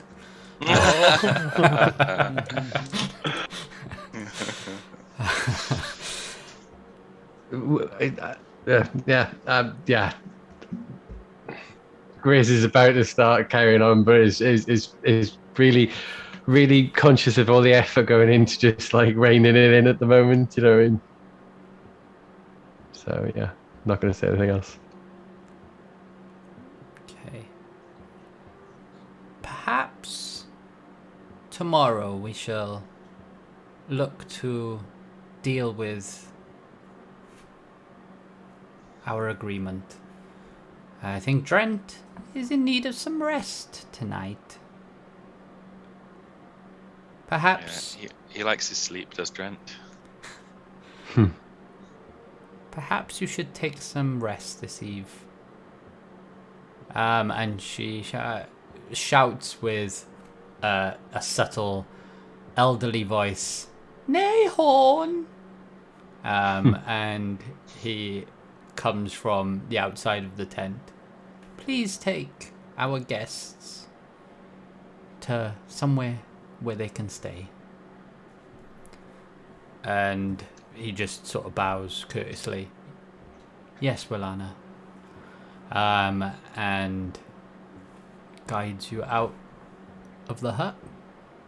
Whoever's the closest one to me, I try to reach out to like not as subtly as I can, but it's probably not so subtle in my stupor, and try and like grab hold of them to try and like give them an inkling to like help me out a bit, or I'm gonna flip in, fall on my face.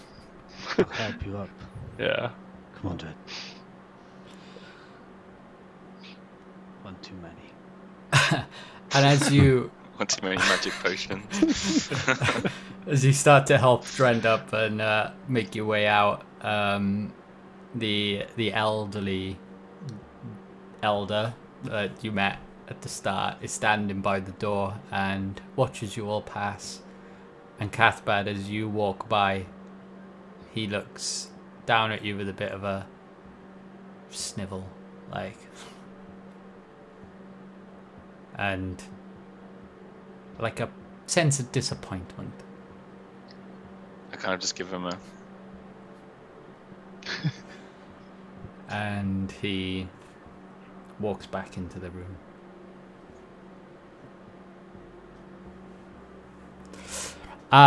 Yeah, so we then arrive outside of the hut, and Nahorn takes you to a few huts that are located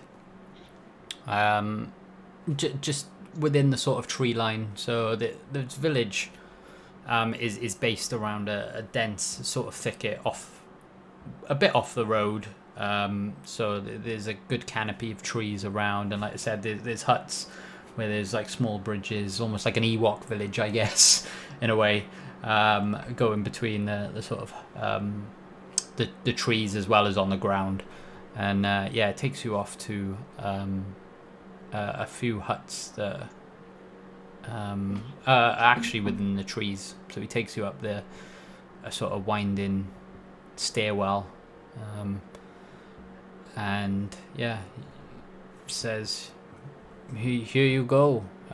Stay here for the night. Thank you very much. Thank you.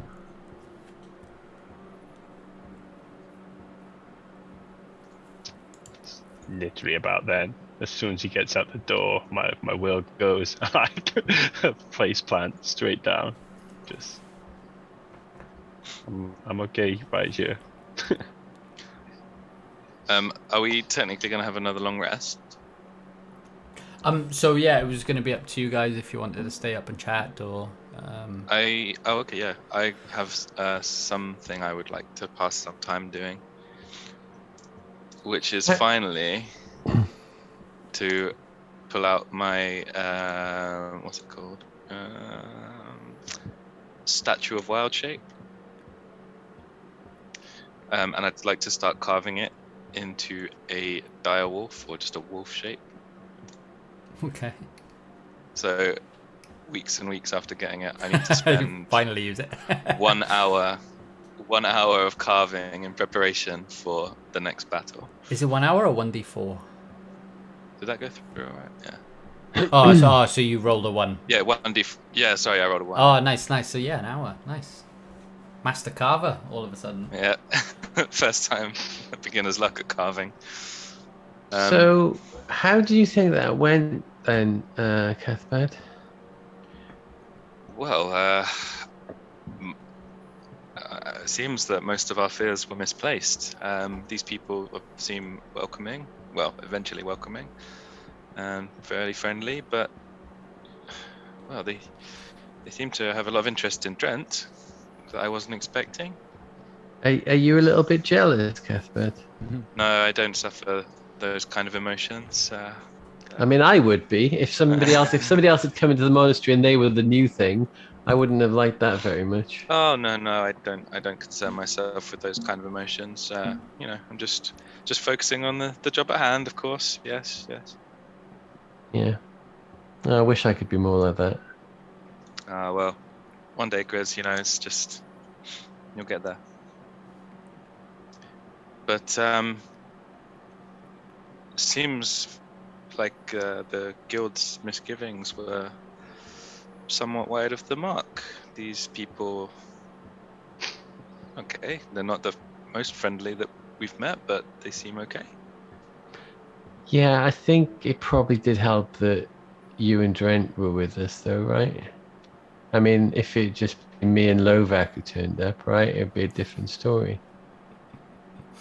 No offense, Lovac, right? Hmm. Bacon. I can stop hiding my teeth now.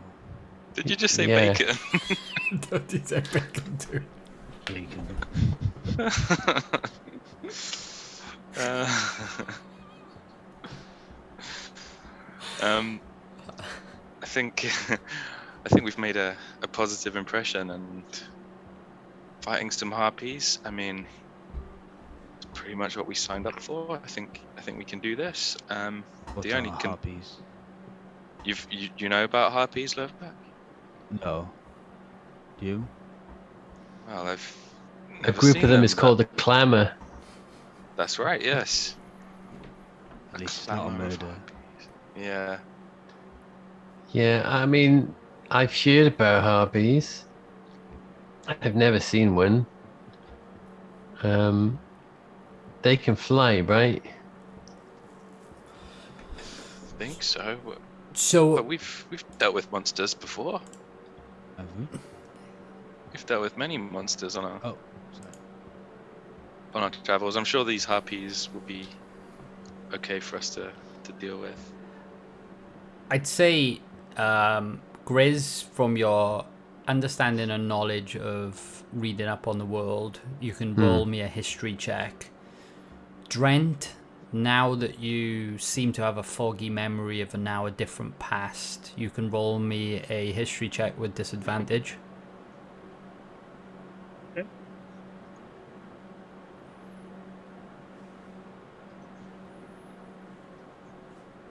Oh, Gosh. That's a shame.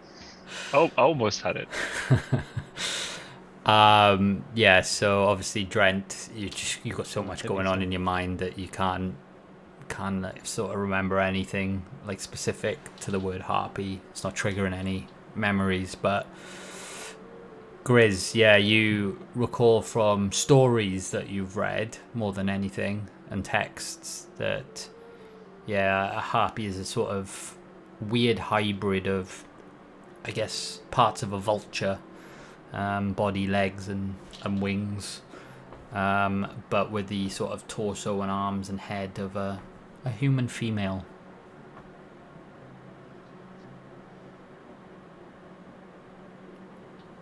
sounds a little bit scary. And actually, from your 15 in the texts, you know that they have, or so the tales say, a sort of song that has been known to lure people into their charm.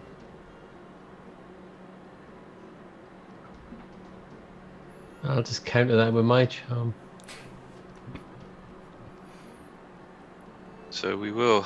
So I've sort of like settled down now after saying, "Oh, it's fine, they're just monsters." But maybe now I'm being a bit more concerned. So maybe we should prepare for some strange battles to come. Earplugs. Oh, that's a really good idea.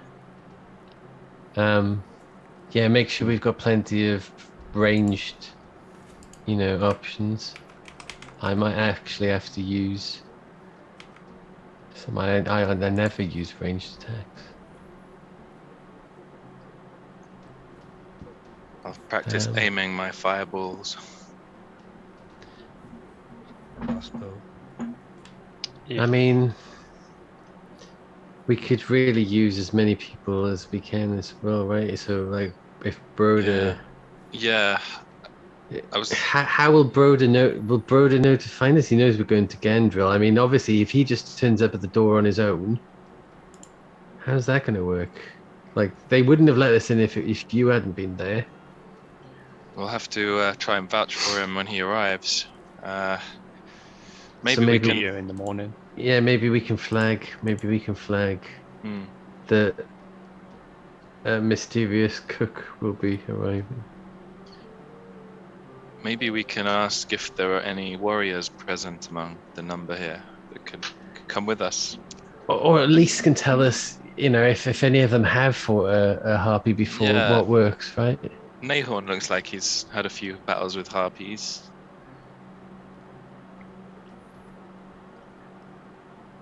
He's quite an intimidating man. I wonder if he'd be helpful on the battlefield with us.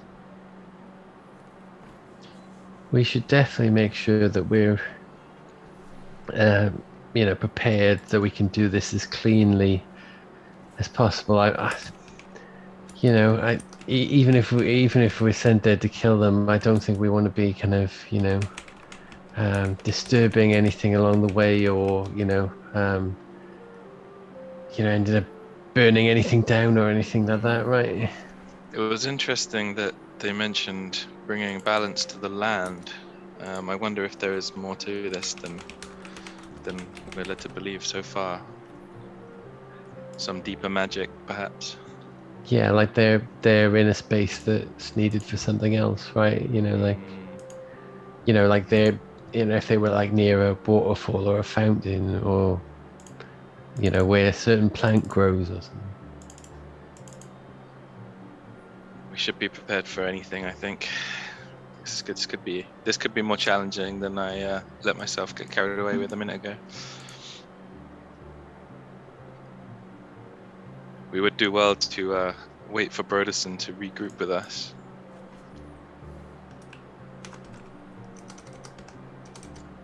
Even miss Scomron at a time like this. Yeah, is Drente still flat out on the floor? Well, I assumed after I was allowed to make a perception check that I'd eventually gotten up. Okay. Yeah, otherwise, perception check would have been strange.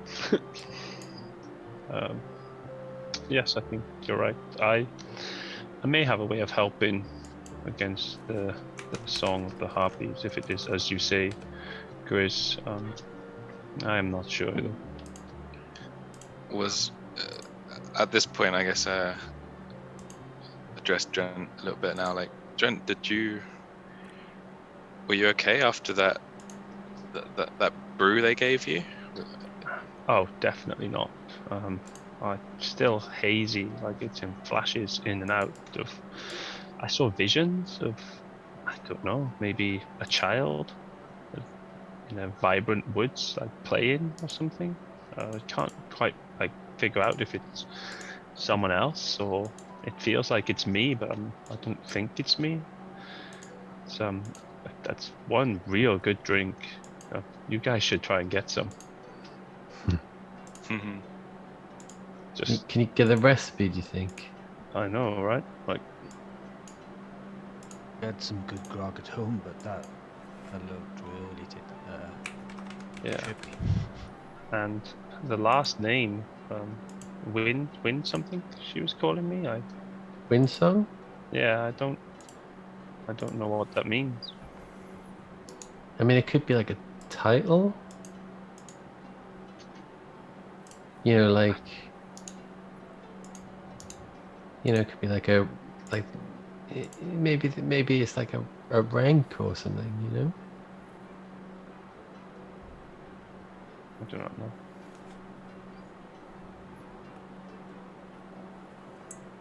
There's a lot to be learnt here, but it's all fuzzy at the moment. I can't put things together properly. It's strange. It's like it's me, but it's not me. When we slay these harpies, maybe they'll share more info with you. They did promise answers in return for our help, so things could become clearer. Did they say anything to you guys after I drank it? As I can't really remember a thing.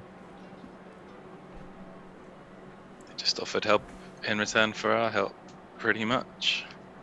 Okay. Did we give them the gem?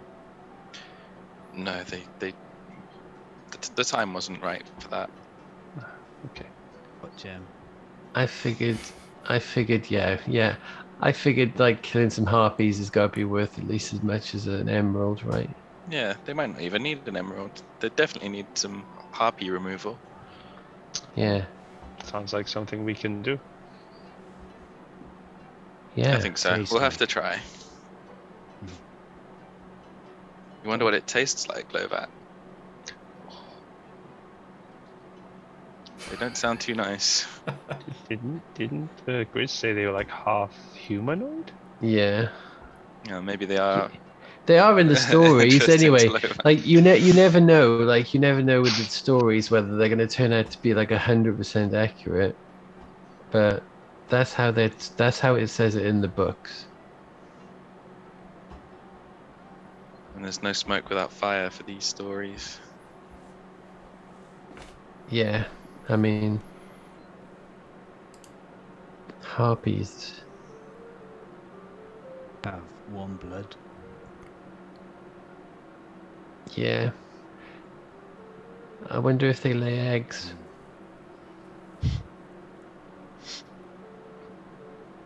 And his head starts hurting just thinking of that.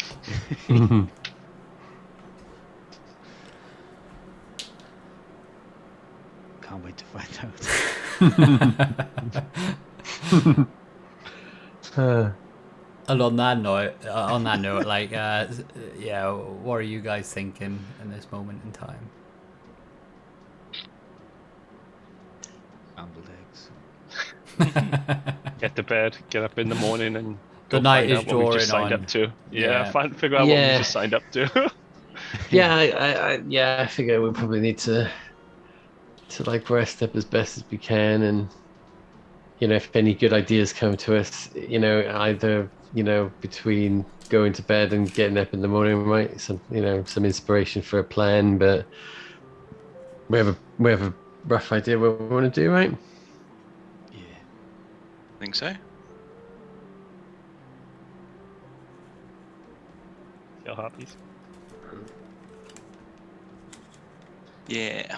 Kill harpies, earn the adoration of the druids. That's my plan. Go meet the gods or whatever we think it is up there. Yeah. Go And- high five them. And then go skiing afterwards. We need to tell them about Broderson joining us. Yeah. Yeah, first thing.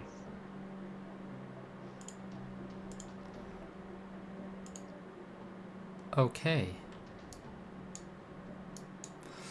So you all head off to bed then, I guess. Yeah. Not keeping watch. Yeah, none of you can watch. And as you sort of all drift off to sleep, Cathbad, you are awoken by a young female harpy that you, as you sort of wake, you see is the young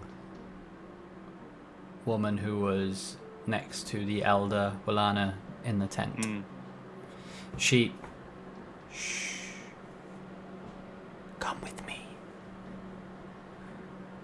She whispers to you and introduces herself as a Ashala Farieth. Okay. Come with me. As she takes your hand and draws you out of the hut. Ashala Fenria. Farieth, I'll post it in the, Farieth. yeah, I'll post it in the Okay. channel for you. Okay, so I'm kind of like, okay. So, Ashala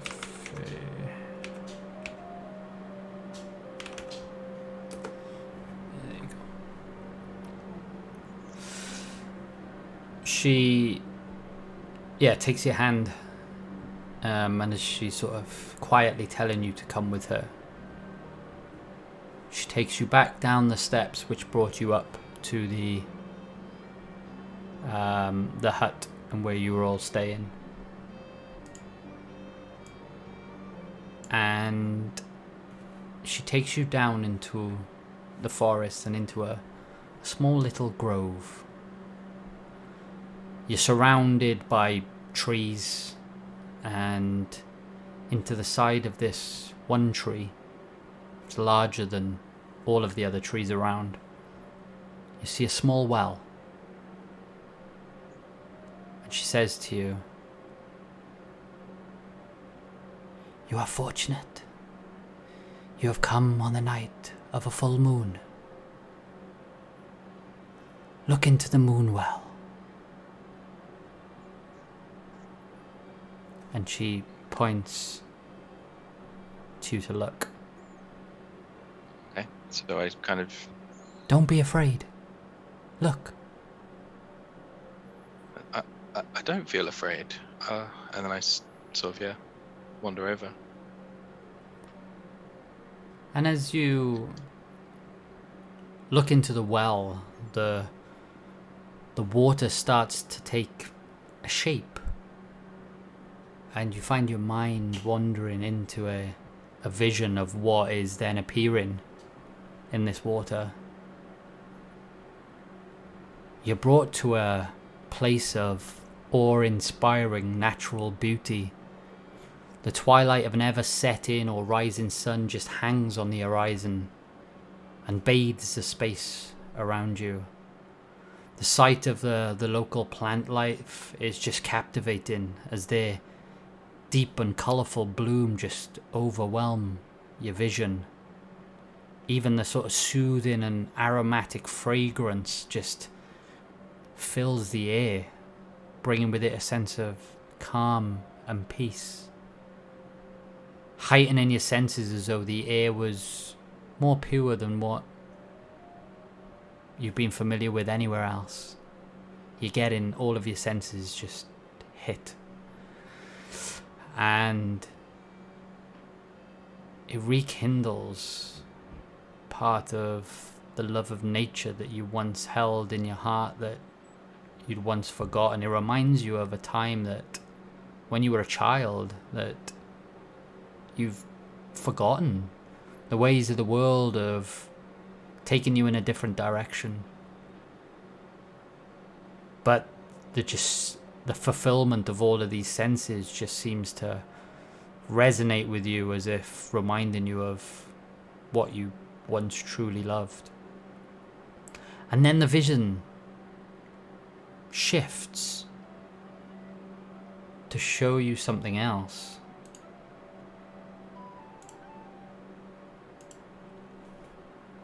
And you find the vision taking you back to a time where you were at the druid stones, where you encountered the werebear. Everything seems as you remembered, a calm, gentle glade amidst the forest, the wind softly rattling the branches of the trees as the smell of the forest pine fills your senses, bringing again a sense of calm and peace as you slowly start to familiarize yourself with the surroundings. And after a few brief moments, the sense of calm is disturbed as you're drawn to the stones that make up the circle. The runes on one of the stones start to illuminate in a bluish cyan hue as the ground starts to shake and resonate. One by one, the runes on each of the stones that make up the circle begin to illuminate in a similar fashion as the ground rumbles and shakes more violently. Within moments, a large rune sears its way through the ground in the center of the circle, and again the bluish cyan hue erupts through the air around you. And small particles sort of surround you as though you're in a deep ocean, as if like fireflies that you can just grab. Then suddenly you find yourself amongst the mountains. You see the icy peaks around you as their shapes sit against the horizon. And as you look straight ahead, a large cavern opens up into the mountains, and a glimmering crystal shines brightly within the cavern. You feel as though your body has been teleported to another place as if a history has relived itself and shown you a route to a place that has been forgotten.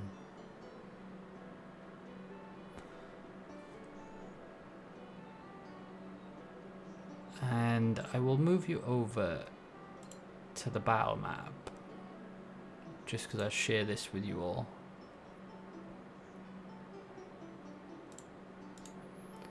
So this is the sort of vision that you had in your head. So when you saw the sort of peaks against the backdrop, you saw shapes that perhaps you could familiarize yourself with. And on top of that, you saw this.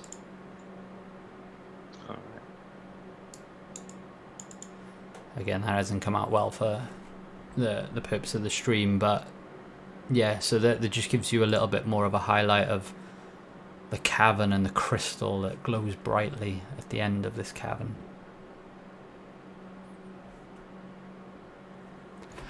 And then the vision starts to fade away as you find yourself back at the Moonwell.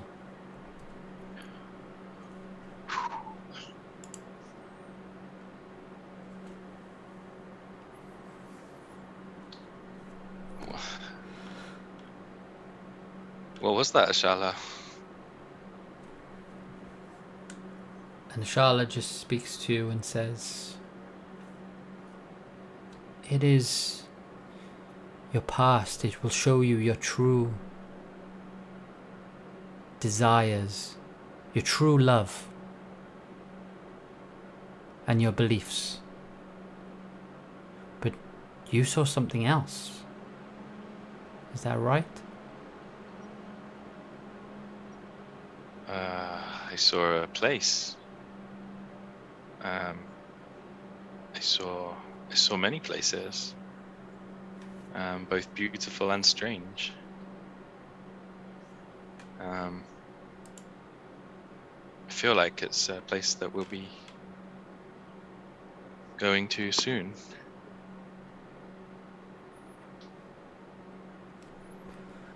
Normally the well only shows you the love that you had once forgotten.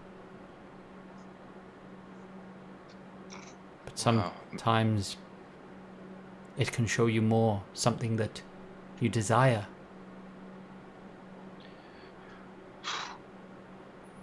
Maybe I desire what's in these places that I've seen, but until we find them, I don't know what it means.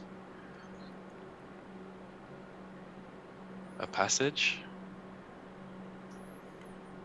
Some kind of treasure? I don't know.